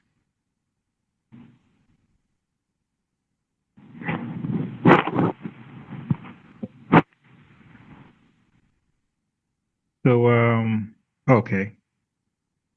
Here we are. Oh, okay. Okay, I got it. It's right in my face. I'm bugging. You know it's late. Okay. So I just cooked you on an AME church. I just sourced up that leaders in the church wanted to take the African out of it while it was still popping. They felt like it didn't represent the people who are members and running the church. Just so that we can kill that. Lot about the system, right, that they've been able to enjoy for the better part of multiple decades and say, oh my God, I'm so oppressed. So now Myron said that the system FBAs enjoyed for the better part of the decade. So now Myron is going to be burdened to prove that. Because I'm going to play these clips. I'm going to remind him, right, what he said. And if I got to share my screen or play it over the phone, I'm going to do that. Dude, you said we enjoyed a system in America for over decades, brother. What system is that? Okay. And we know he can't show it. Nobody can show and prove that. All right. So I'm going to hold him to that. So no excuses, one. A system that we enjoyed for decades. And look at this one right here. Look at this dumbass talking point.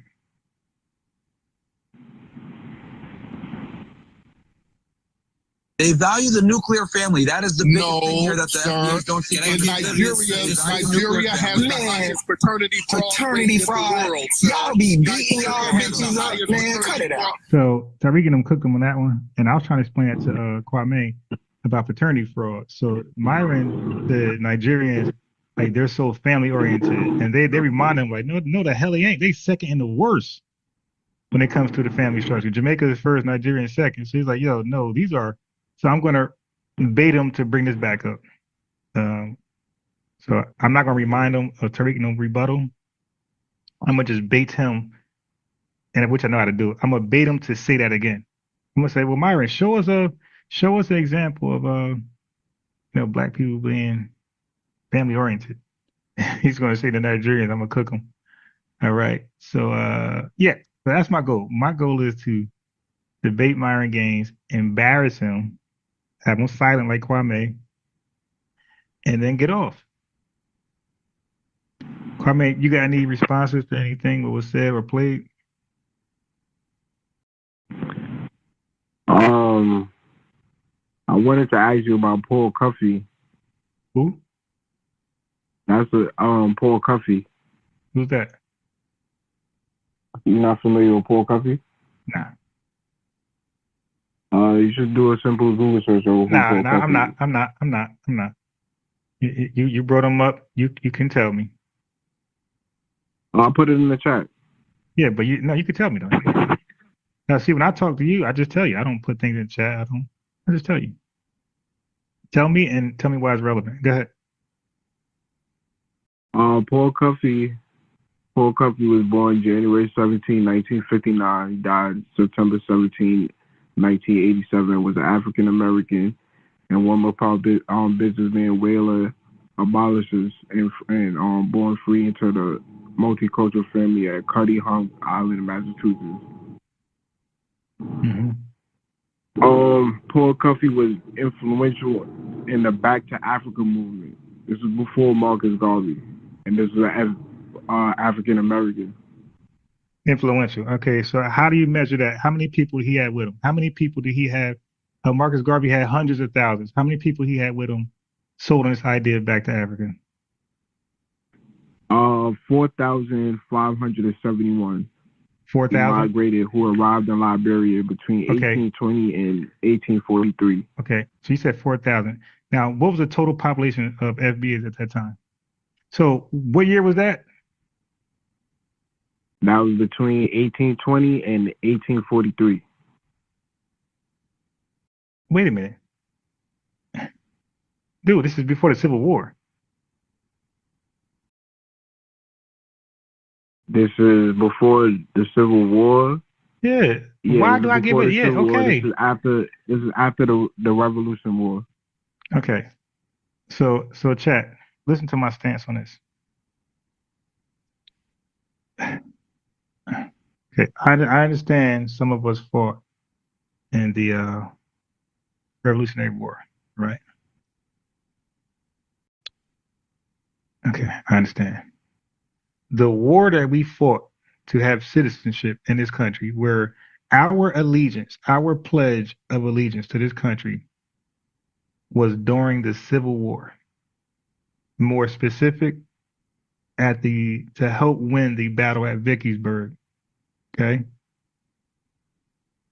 We took part of that war for citizenship. So citizenship means that your repatriation dreams are gone. Okay. We fought to stay and be recognized as citizenships and not as other. So for anybody who left before the Civil War, that's okay because they didn't make that pledge. So they had no allegiance to America. It's their right. So yeah, so they whenever they got up out of here. Okay. But I don't know how that compared to Marcus Garvey, because Marcus Garvey was trying to get descendants of people who ancestors who pledged to stay here and not to leave. So he was trying to get the pledged people to leave a country that they made a pledge to. 1843, there was no pledge. They felt like this wasn't for them. They went to Liberia. Fine. You're Liberian. Okay. How's that like now? It's one of the worst countries in the world. So I don't even know how that's like bragging rights. Like, I mean, I'm trying to be nice with my language so I don't get suspended. But y'all know what I really want to say about these countries. But yeah, man, it's not a nice place to live.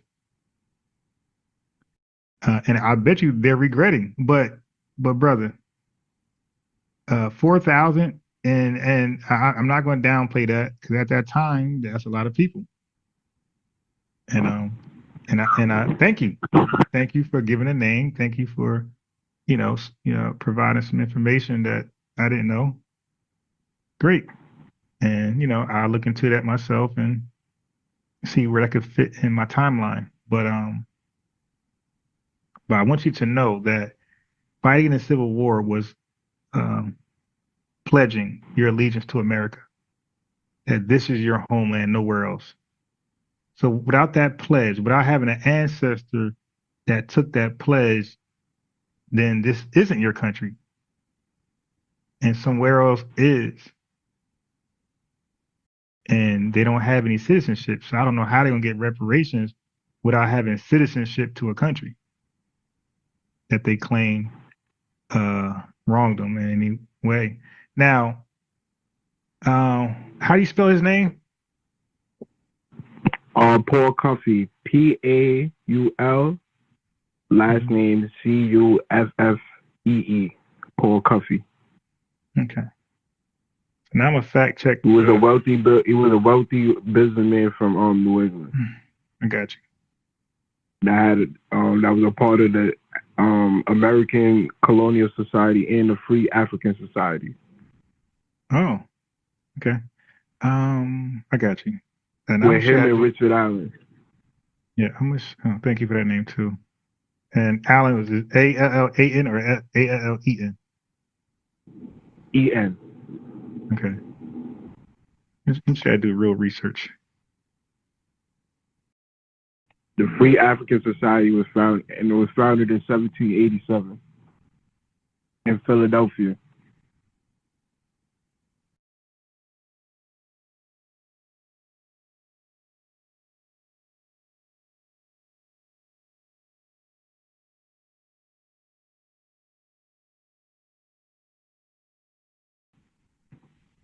So this wasn't Marcus Garvey wasn't the first person trying to emancipate, repatriate back to Africa. Hey brother, I think and that. neither was Wait, stop. Jesse Jackson was the first. Jesse Jackson wasn't the first black man in America to use the term to self-describe himself as African.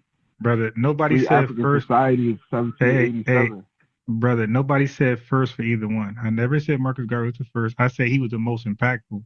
I said he had the most influence and he was the most successful with that idea. I said that. And I already know in 1792 was 1792 the first time African American was used. It was used in a poem. I already know that. But again, it's not about first. It's about impact. So Marcus Garvey was not the first, but he was the most impactful, right? He was the most successful with that idea. And Jesse Jackson was more impactful, more successful with pushing the term African American on FBAs.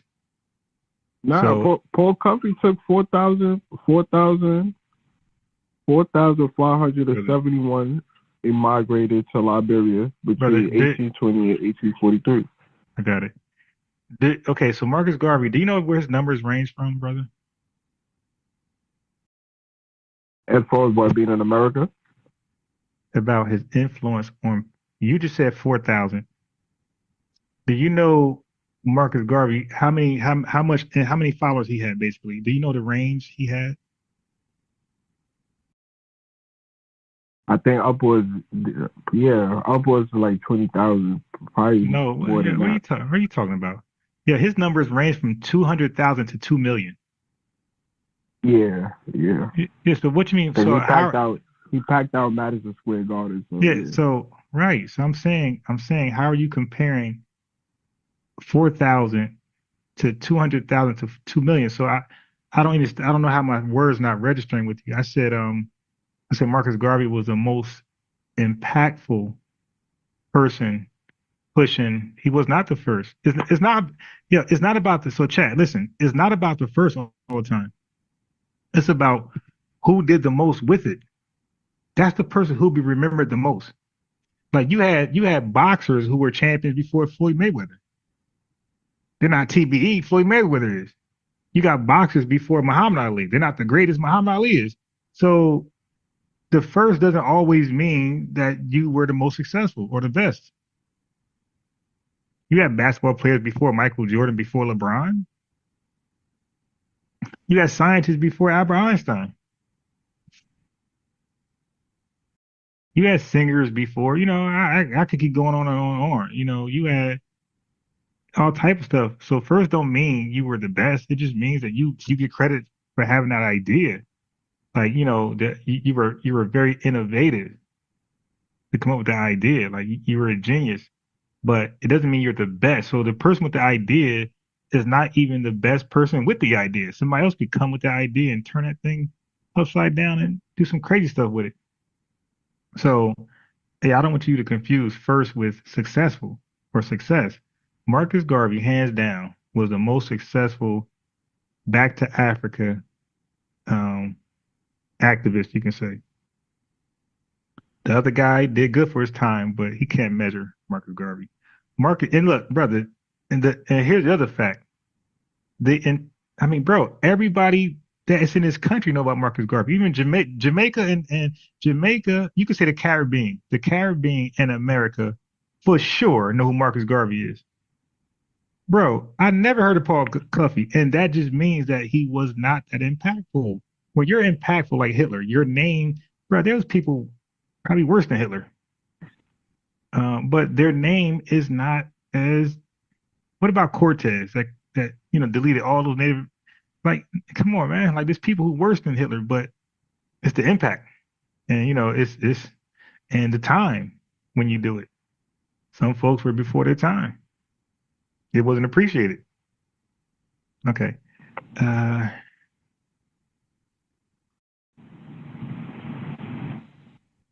So now, did Paul Covey, before I research this, I want to ask you, do you know about the ACS? The ACS, the American Colonial Society. Yeah.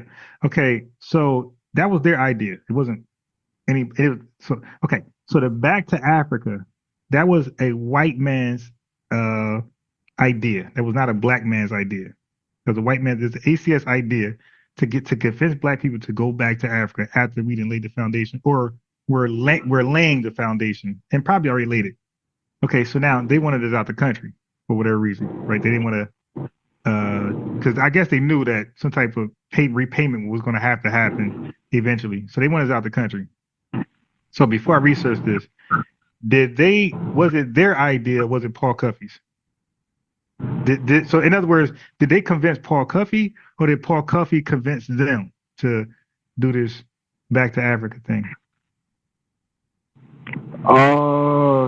He was heavily involved. I can see it in a second.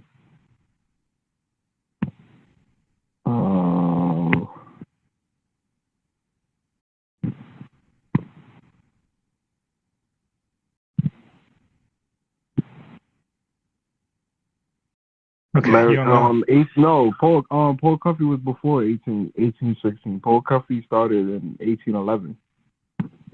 Okay. All right. So we're gonna find out right now.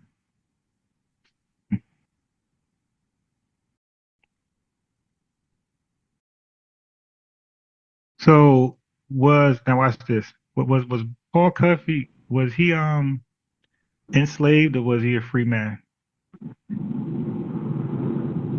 Well, if he was a wealthy businessman, obviously he was free. Okay, so brother, he was born free though. So remember we talked about the experience over here. So everybody who I played, besides myself talking, they all talked about enslaved people.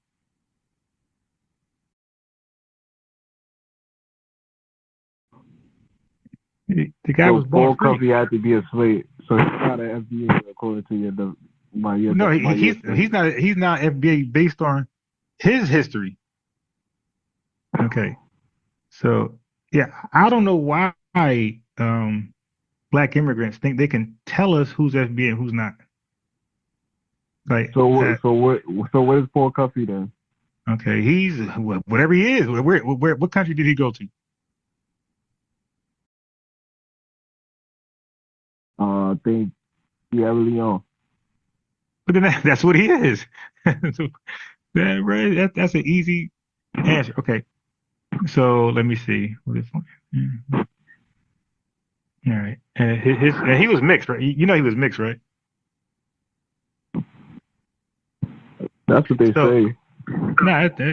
No, that's not a bad thing. You know, you could be a mixed FBA person. I'm just saying, like, because people, not you, but people like to deny that he was mixed with Native American. His mother was Native American, so it's not you. But people like to argue that, you know, people don't have Native American. People are not mixed. Like that. Like they deny that a lot of us went into Native American women and had babies, and I'm sure their men went into our women, but a small percentage.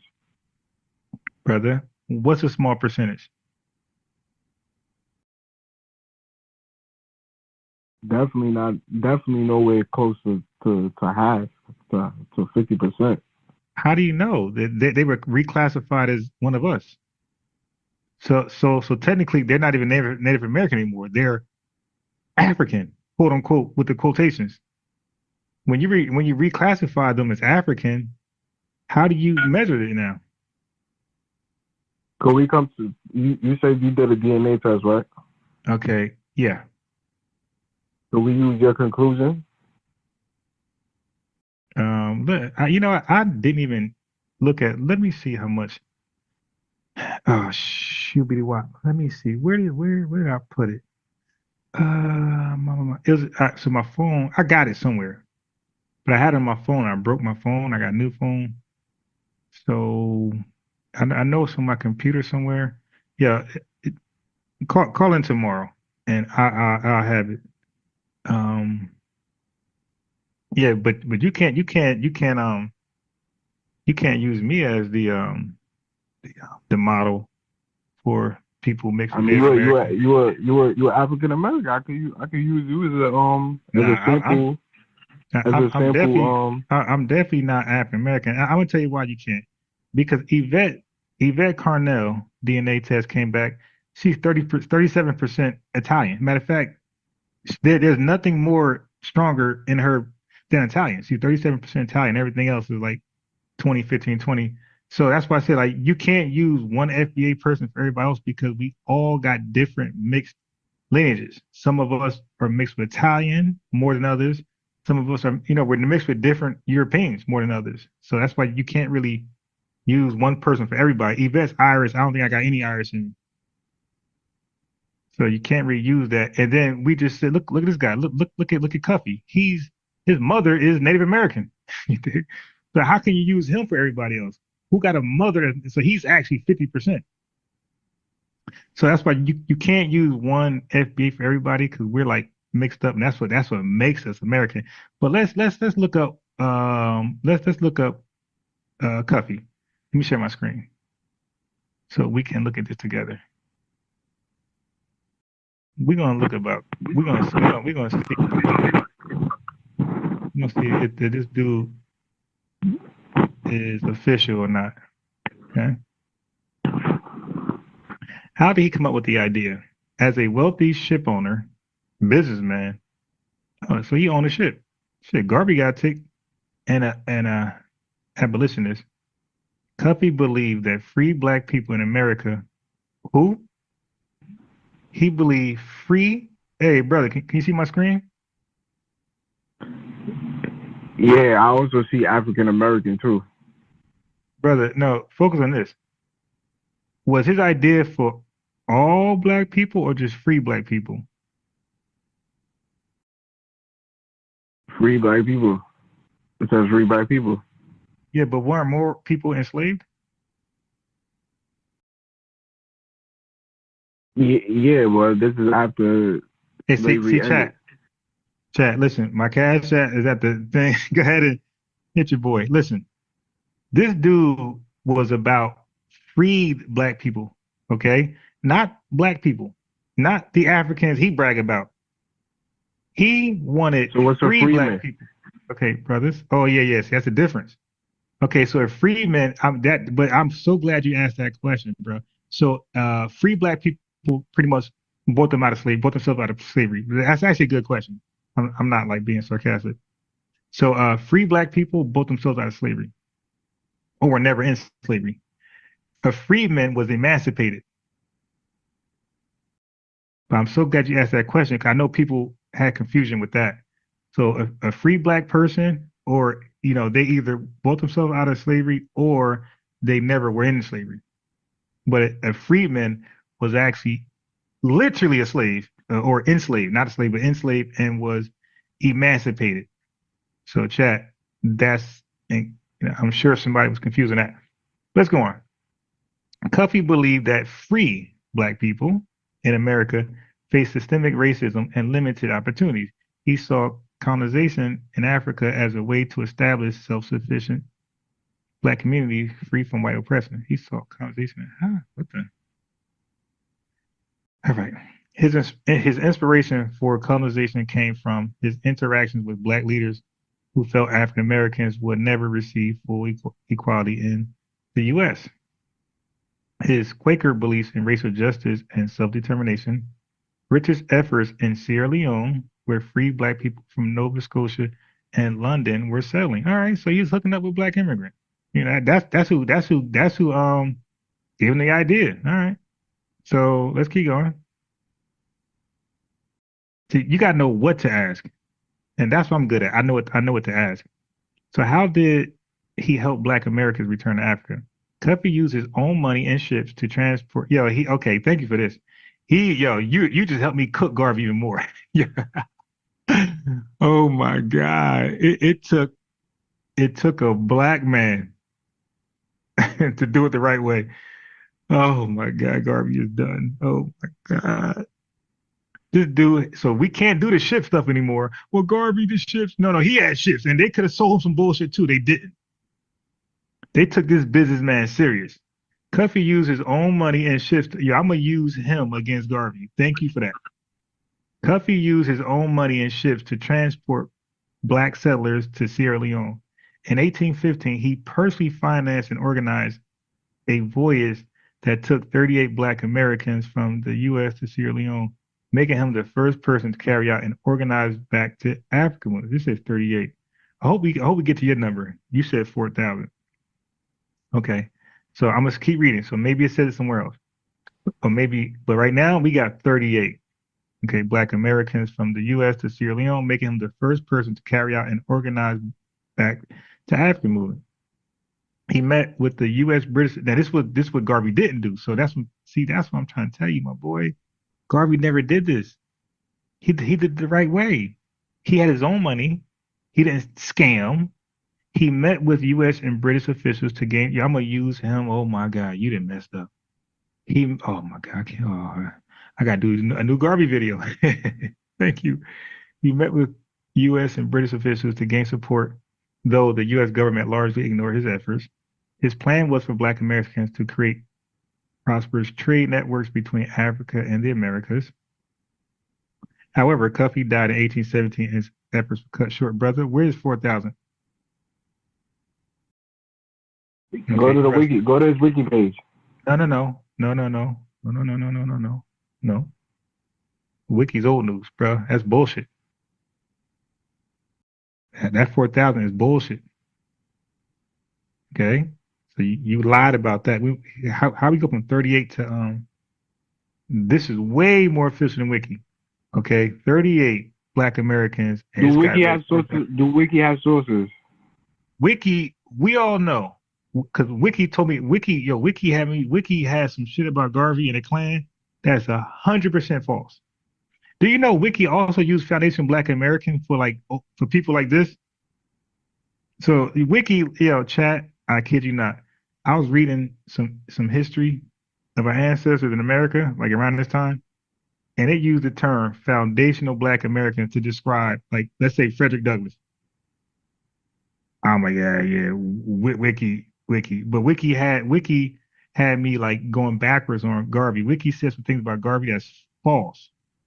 So Wiki, I can tell you right now, Wiki is no way. Wiki almost had me look like a clown the way it demonized.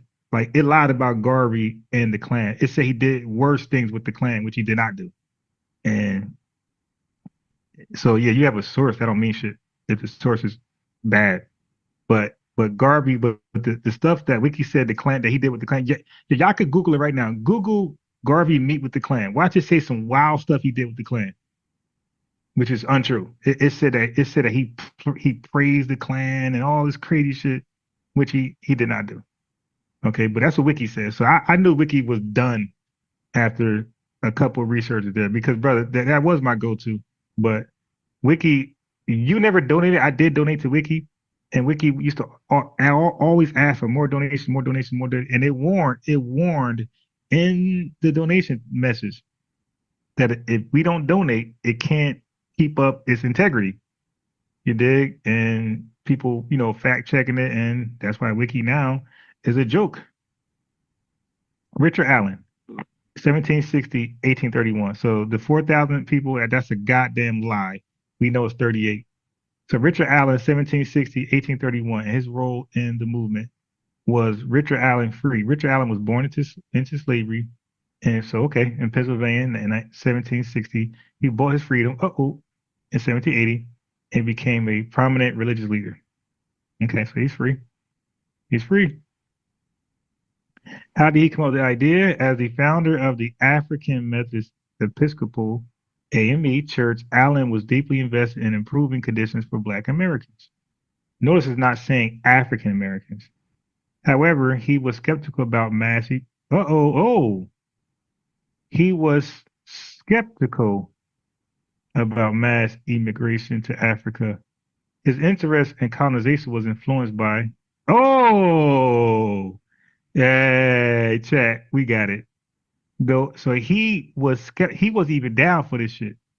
The white man convinced that, I knew this before. I asked this guy the question before I even looked it up.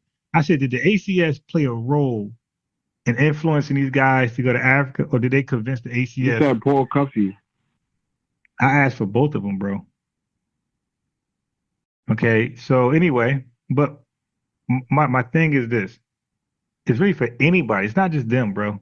Like the question is like apparent. When I ask the question, it's anybody before the Civil War. When they wanted to go back to Africa, my thing was were they influenced by this group right here? That's all I want to know. So it's not about Cuffy or one guy. It's anybody who had this idea before the Civil War. Were they influenced by this organization? And he was, which was founded in 1816 by white elites and some black leaders to relocate freed black Americans to Africa. Freed. Hey, chat. What's up? But what we doing, man? I should have coffee for a whole month. Freed black Americans to Africa. They were not concerned about the suffering enslaved FBAs. The growing oppression of free black people in the U.S., including laws restricted their rights. Did Allen actively help black Americans move to Africa? So you got to know what to ask, my boy. Unlike Cuffy, Allen did not personally send people to Africa, but he initially supported the idea. He attended meetings about colonization, but soon opposed the American Colonization Society, believing that black Americans should fight. Oh, I'm done. Yo, I'm done. Hey, chat, I'm good. Yeah, I got a curse. This dude can't fuck with me. The dude reneged on it. He turned on the white man. He said, nah, we good. It said he rejected, so he was being pressured by these white supremacists. And he said we should rather fight for equality instead of leaving. Oh my God. Oh my God. Chat, what are we doing, man? So the key difference is Paul Cuffy and Richard Allen. Oh my God, yeah, his source came back to kick him. This dude reneged on the whole idea. Born free, Paul Cuffy, Richard no. Freed in 1780. Support back to Africa movement, yes, initially, but later opposed. Yo, this is wild. This guy, yo, these guys don't know how to research. Personally helped blacks return to Africa, use on money. Nope, he didn't. Involvement in Sierra Leone, personally financed and led a voyage, did not participate directly. Views on black, what they say, future, believe Africa offered a better future, believe black Americans should fight. Oh my God, they were opposed from each other. Oh my God, dude. Yeah, you're not ready for me, man. Your source just cooked you. You're not ready. What did it cook? Yeah, right now, bro. What kind of casket Are you familiar with Martin Delaney? Brother, what kind of casket do you want? Or do you prefer the furnace? Dude, you don't know how bad that was you gave me? Yeah, showed me. I just proved to you that people was going back to Africa before Marcus Garvey from America. Black people. 38 people? Black people from America was using their own money to leave America to not black people, black person. You know, black people. Hey, brother, people is plural. You gave me singular. Paul Cuffy didn't go by himself. You said finance. No, you said black people were financing, and only it wasn't people, it's person. And it said 38 people. All right, so now let me figure that out for you. I'm just trying to research what was the total number and who was responsible for that total number, because you gave it to Cuffy and it wasn't Cuffy.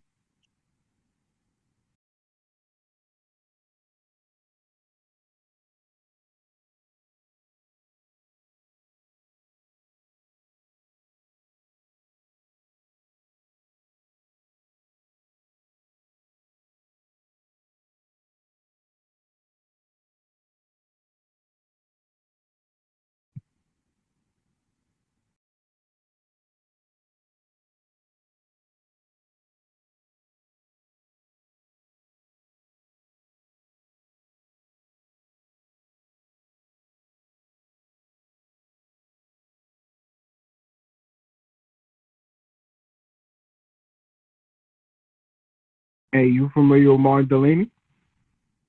Yeah. Wait, but hold on, because we're gonna get this number right. Yeah.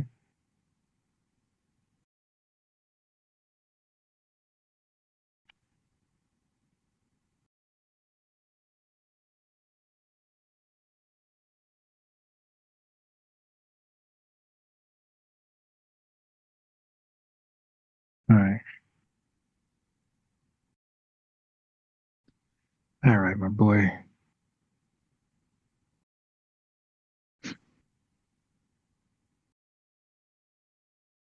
Okay. All right, my boy. You're a horrible researcher. Okay. So now, watch this. I'm gonna share my screen again. I'm gonna show you how to research correctly. Chat, please don't take this guy. Don't lead by his example. This is how I beat people in debates really badly. I use their source against them. Okay. Who are responsible for the mass immigration? Paul McCuffey, only 38 black settlers. That's it. That's consistent. Look who's next. The American Colonization Society. The white man. Okay. It says founded in 1816, right? Watch this. Founded in 1816 by a mix of white abolitionists and slaveholders, the ACS aimed to relocate freed, so that let's not forget that, freed black people to Africa. So you had to first be free, or they wasn't rocking with you. They were not trying to free you.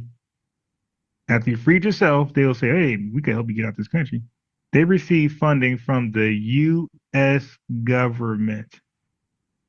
The same government who you said was worse than Garvey, as well as private donors, to establish Liberia in 1822 as a colony for freed black Americans, bro.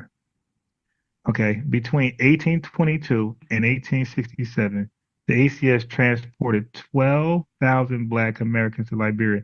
But this guy said, he said that Cuffey did it. So, brother, Marcus Garvey's by himself. So we argue that for no reason. So most of these folks came through the ACS. 38 came from a black man. Yeah, he did some horrible quick research, brother. You gotta know how to listen, man. This is an example for y'all out there. Do not come on this damn channel, debate me with weak research skills. U.S. government support. The U.S. Congress allocated. Look at this, 100,000. The U.S. wanted them out. $100,000. All they gotta do is just protect their rights. They said, no, get out. The U.S. Congress allocated 100. So he's acting like a whole bunch of folks went to Liberia. The U.S. Congress allocated 100,000 in 1819 to fund ACS efforts to establish settlements in Africa. The ACS worked with the U.S. Navy to transport immigrants, including free black people and those who have been freed on the condition that they leave. Damn. So they said, hey, you want to leave? All right. Well, if you enslaved, you want to leave? All right. Look, you got to get out of here. Look at this. Who convinced black Americans to go to Africa? Number one, white Americans. Oh my God. Why do they do this, man? Why? And government officials. Number one, many white supporters of colonization believe that free black people were a threat. Look at this. They came out the country because they feel it was a threat to white society. Yo, dude. Yo, what kind of casket you want, bro? Yeah, they tricked them to Liberia because they felt that they were a threat. All right, now I remember the story because they didn't want other black folks to start being free. Now I remember this history now. They were a threat because they felt like they would encourage and inspire other enslaved blacks to seek freedom. Okay? They promoted Liberia as a land of, I told you they lied. They promoted Liberia as like Liberia, that's a first world country. They're a superpower. They're going to compete with the United States in the future on the nuclear arms race. Watch. And, satellites in the galaxy. They promoted Liberia as a land of opportunity, even though many blacks were skeptical. Look, they were being lied to. Oh my God, yo, so they were the first Garvey. Not Cuffey and Allen. The white man was the first Garvey. So don't compare Garvey to Allen and Cuffey. Compare Garvey to the white man. Okay? Some black leaders, Paul Cuffey was one of the first to advocate for voluntary migration to Africa, but he died before large, look at this. He died. So you lied, bro. He died before large-scale efforts began. Liar. Some black ministers and AME church leaders promoted colonization, believing that black Americans could build a strong, self-sufficient nation in Africa, but they changed their mind. Economic and social pressures. Many black people face discrimination, racist laws, and limited economic opportunities in the U.S. Some were forced to some were forced to immigrate because state laws required newly freed black people to leave. State laws say you got to get out.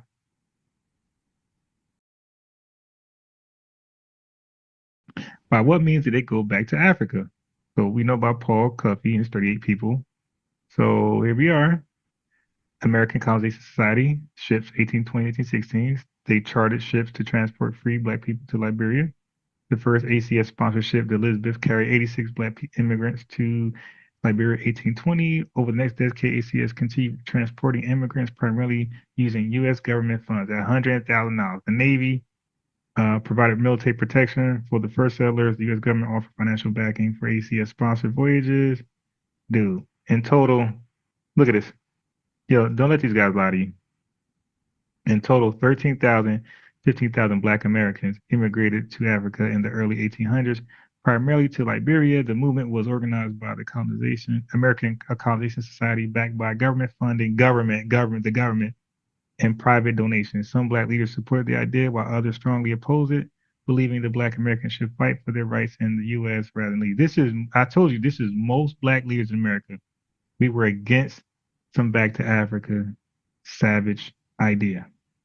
We were against that. We shall fight. We're fighters. That's why only 15,000 fled. We're fighters. We shall fight. Many believe we shall fight. We don't flee, we fight. These cowards that left, they're now Liberian, bro. To answer your question, they're Liberian. They're not American.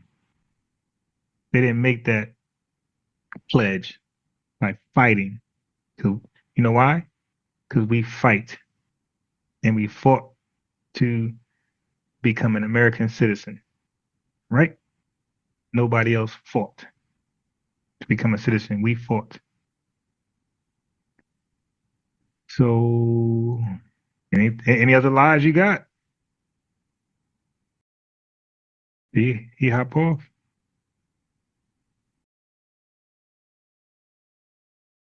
What did I lie about? 4,000 people.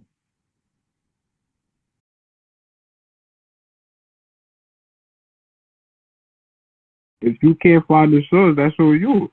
Hey, brother, what tombstone do you want? What tuxedo you want to wear, bro? Dude, I'm out your league, man. I ain't gonna cap. I'm out your league, man. But let me see, because your question is too easy. Let me see if I ask you a question. You were a good sport. And you were. Neither one of us were disrespectful, called names, or did things like that. Both of us, talk like grown folks, most part. Kept a monotone. None of us was too crazy, yelling and name calling and cursing.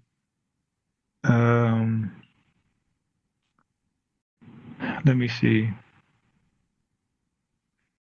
Any question I got for you won't be today. It won't be this late. I'm trying to think if I got something for you, maybe for tomorrow. What can I ask you?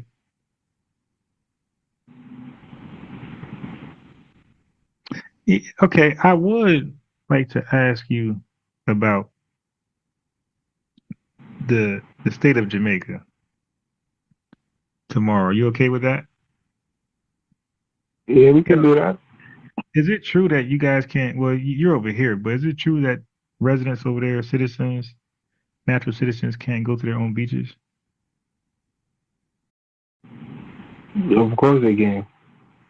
But there's some privately owned parts parts of the beach or certain beaches. That's what they meant. They meant like it's not free, like it was before. They got to pay, right? Certain parts are privately owned. Wow. Owned by who? The various investors. Resorts, right? Just like you have private property in America that's privately owned by private investors. Yeah, I understand. But damn, like America was always for sale though. Like, you know what I mean? But we didn't. Now look, here's the difference. You're right about America. You got private things on over here. So it sounds like we shouldn't be talking. But bro, we're the minority. We're outnumbered 50-1. You guys outnumber them 100-1. So it's like people get why things can happen, you know, over us. We are the underdogs to every fight that happens in America.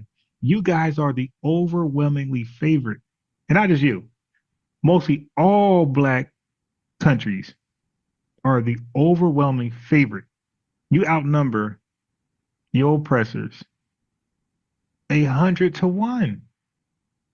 So to us, it's like, yeah, why? But Jamaica don't have F-35s and F-18s and.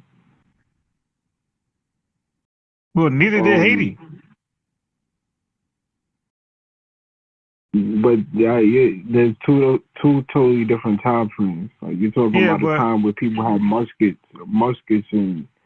and rifles. But I'm speaking about. Okay, so now we have drones. No. Didn't have drones back then. Now, I'm not speaking about or drones, F-35. bro. Listen. I'm not speaking about right now. Listen. Okay. So Jamaica were freed from slavery at what year? I think 1838 or between the 1820s and 1830s. That's something you should know as a Jamaican man. It's 1833. Yeah, 1830. Okay, so you're free 1833. Now, but you didn't get your respect until 1962. So you were free. And so kind of like us, like we were free, but we didn't get our respect till, you know, after 100 years, and same thing with y'all. But again, the argument can be made, like there were no F-35s in 1840 or 18, you know what I mean? So it's like we just over here, we just look at that as y'all don't fight enough. I'm sure some of y'all fought.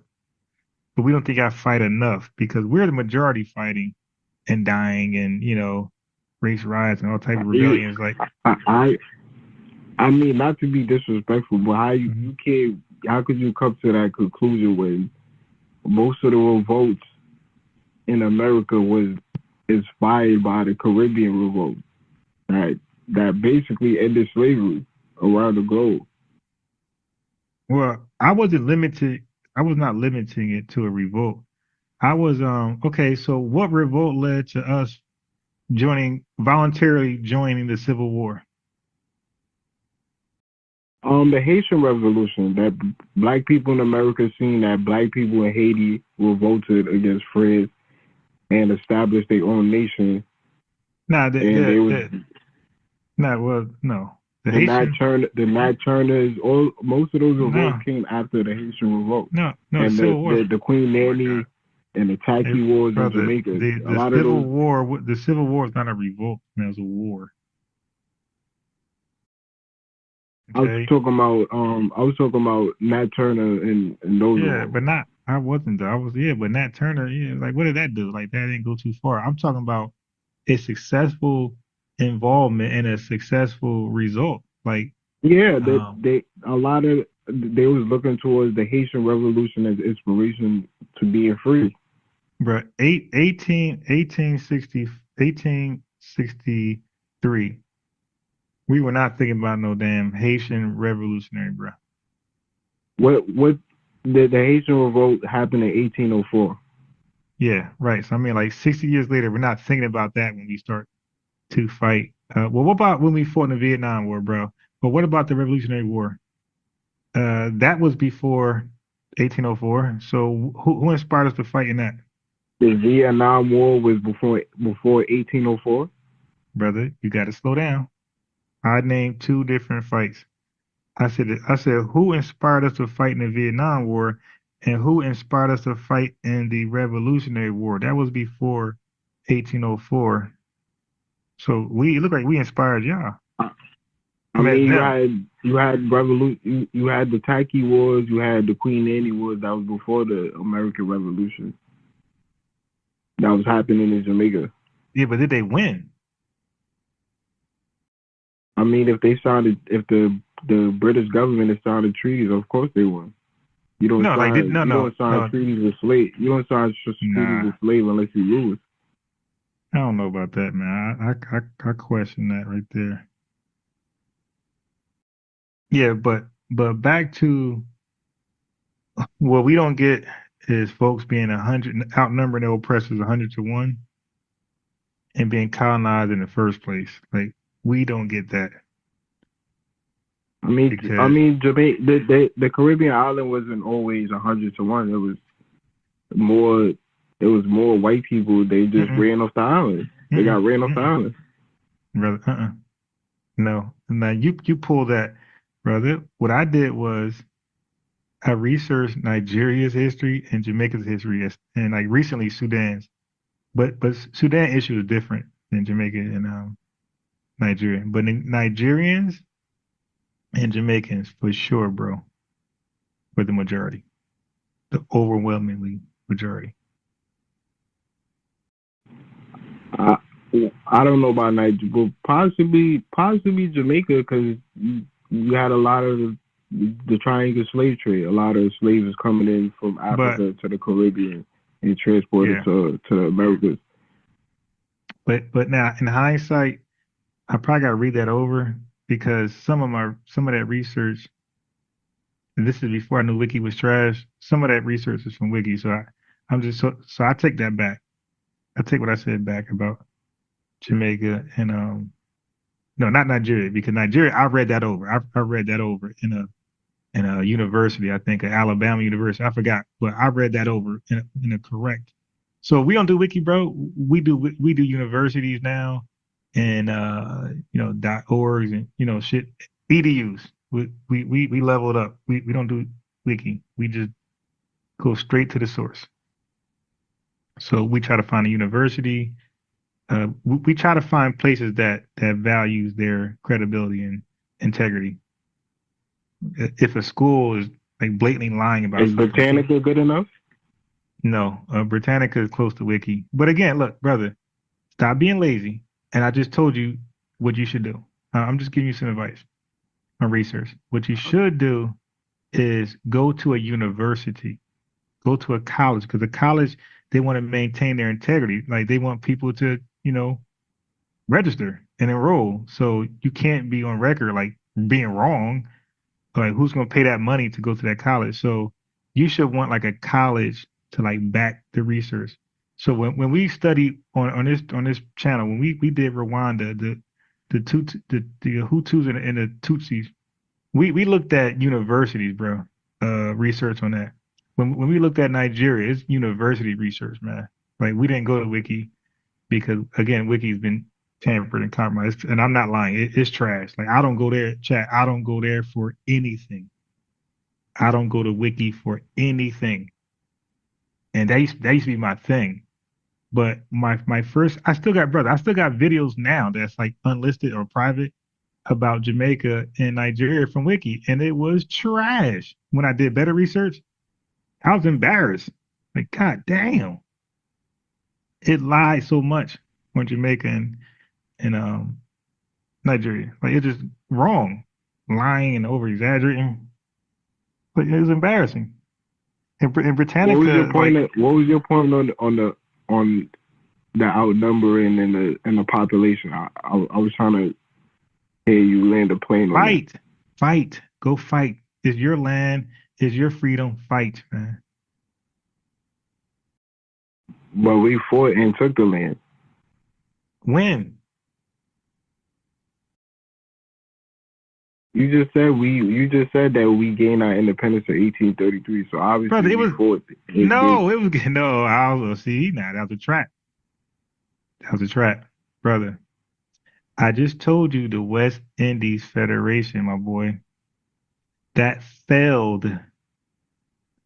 So Jamaicans just asked Britain, like, "Hey, man, can you just grant us independence?" You know what I mean? So yeah, that was a trap. That was a trap. And you didn't step in it, so I let it go. But you went back and stepped in it, so now I got you. You did not fight for your independence and for your independence in Jamaica. So it was a trap laid out earlier. You didn't step in it, but you came back and stepped in. Brother, when Jamaica and Haiti had their independence, like slavery was still going on in America. No, it wasn't. Jamaica's independence was 1962. When was black people? When was African Americans emancipated? 1865. Yeah, in 1865. Brother, you just said Jamaica. Slavery was. No. Wait, what? What? In Jamaica? Yeah, it was no slavery going on in Jamaica in 1865. Okay. Brother, 1833, on paper, slavery was outlawed, but they had y'all doing slave work. Indentured service is not slavery, though. Okay, brother, do you believe that?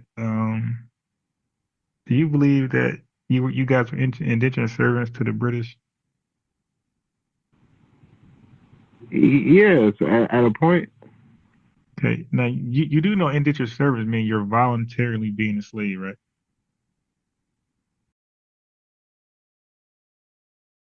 No, it's not. You could equate it to that. No. Hey, brother, I'm not gonna play with words with you. When you become an indentured servant, you agreed to this. It's not forced on you. So just make that clear. When you're a indentured servant, the work is not forced on you. You know, the labor is justified. Like you're working off something. So when the British came over here and they became indentured servants, bro, it's because they were serving a death sentence in Britain. So they had a choice. They could serve out the death sentence and be executed, or come over here and work as indentured servants, bro. That's what happened. So now the average black smart person knows that UK dumped off their criminals to America, the early part of America. So their early settlers were criminals, and a lot of them were murderers, and they was facing death sentences. So they really had no choice. But they were indentured servants. That means they were getting paid, and when you're an indentured servant, you can get out of it at a certain time, and you can now vote and be part of the society that had you working hard to begin with. You know what I mean? So if you're calling your folks indentured servants to the British, brother, be careful, man, because we got a chat here, and they're like sharks. If you reclassify yourself as indentured servants, then, brother, that's not a good look. Like, you want to talk about cowards? Like, you guys took cowards to a whole different playing field now.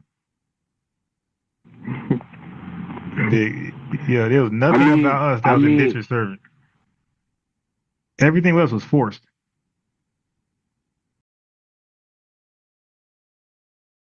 If you fought so good, why didn't the white man sign treaties with African Americans? Brother, with us, it was never any treaties signed with us. It was just laws being passed and things being amended. But I can say I can push back and say treaties was for primitive people. Primitive people signed treaties. So governments is primitive? No. What I mean is the white man brought these treaties to primitive people because they knew they couldn't understand what they're signing. So when they try that shit with us, when they try that with us, after the Emancipation Proclamation, when they try to get us to sign Last stuff, time I checked, you signed treaties with people you respect. No, you nations do you not. respect. Bro, they broke every last treaty with the Native Americans. And no, they don't respect treaties, man. Well, why they never signed a treaty with African Americans? Because they don't respect treaties. That's why. And we don't want a treaty because treaties are the white man has a history of breaking it. And that's what you cut me off. But I was saying to my lineage is that after the Emancipation Proclamation, a lot of like slave owners try to get FBA to work back on their property. And they had these contracts for them to sign, like a treaty. And they had tried, the bottom line is that enslaved people were not rocking with them. Like, hell no. We don't trust y'all. We seen what y'all did to the Jamaicans. We seen what y'all did to the Native Americans. Nah, we ain't signing that. And they really didn't sign. Even the union was trying to get them to like, hey, nah, sign. It was like, nah, hell no. So a lot of them were forced to sign it. Unlike other black people around the world.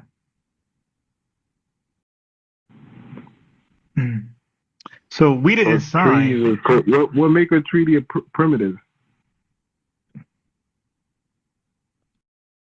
Well, I'm just clapping back from what you said. So because I look at the people who were given the treaties, a lot of them were primitive. Like they didn't understand the language. The white man wrote these drafts of these treaties in a clever way where the people who signed them never really understood what the hell they're signing.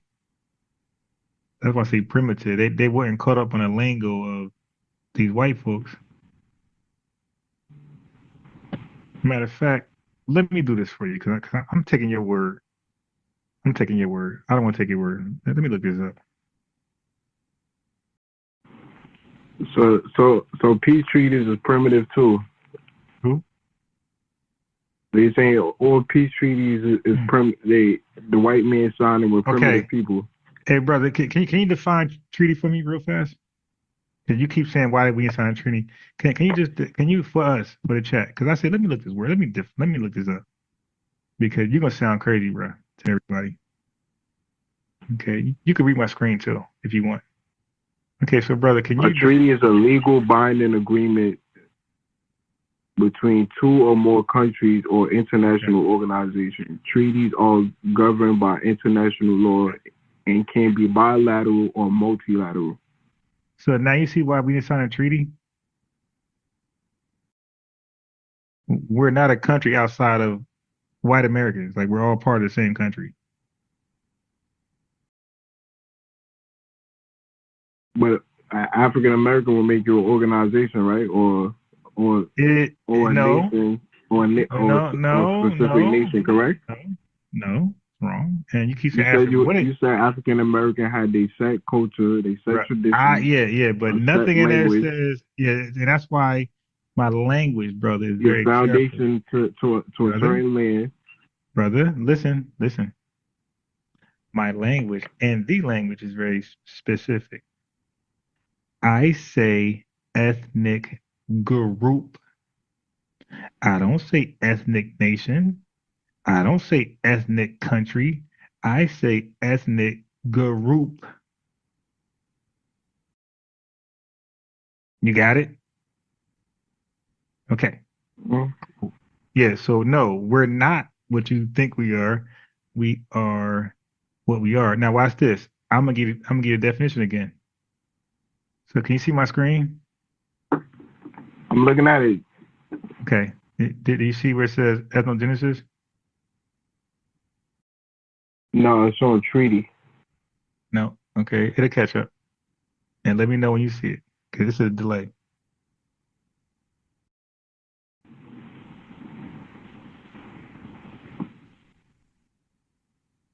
Yeah, I see it. Okay. Do you see where it says this distinct ethnic group? Yeah. Damn, bro. You be catching L's all day. All right. Listen, man. Let me go to sleep. 4 o'clock. I ain't gonna get much sleep. That was an L again. Yeah, but I want to ask about some other stuff tomorrow. About, maybe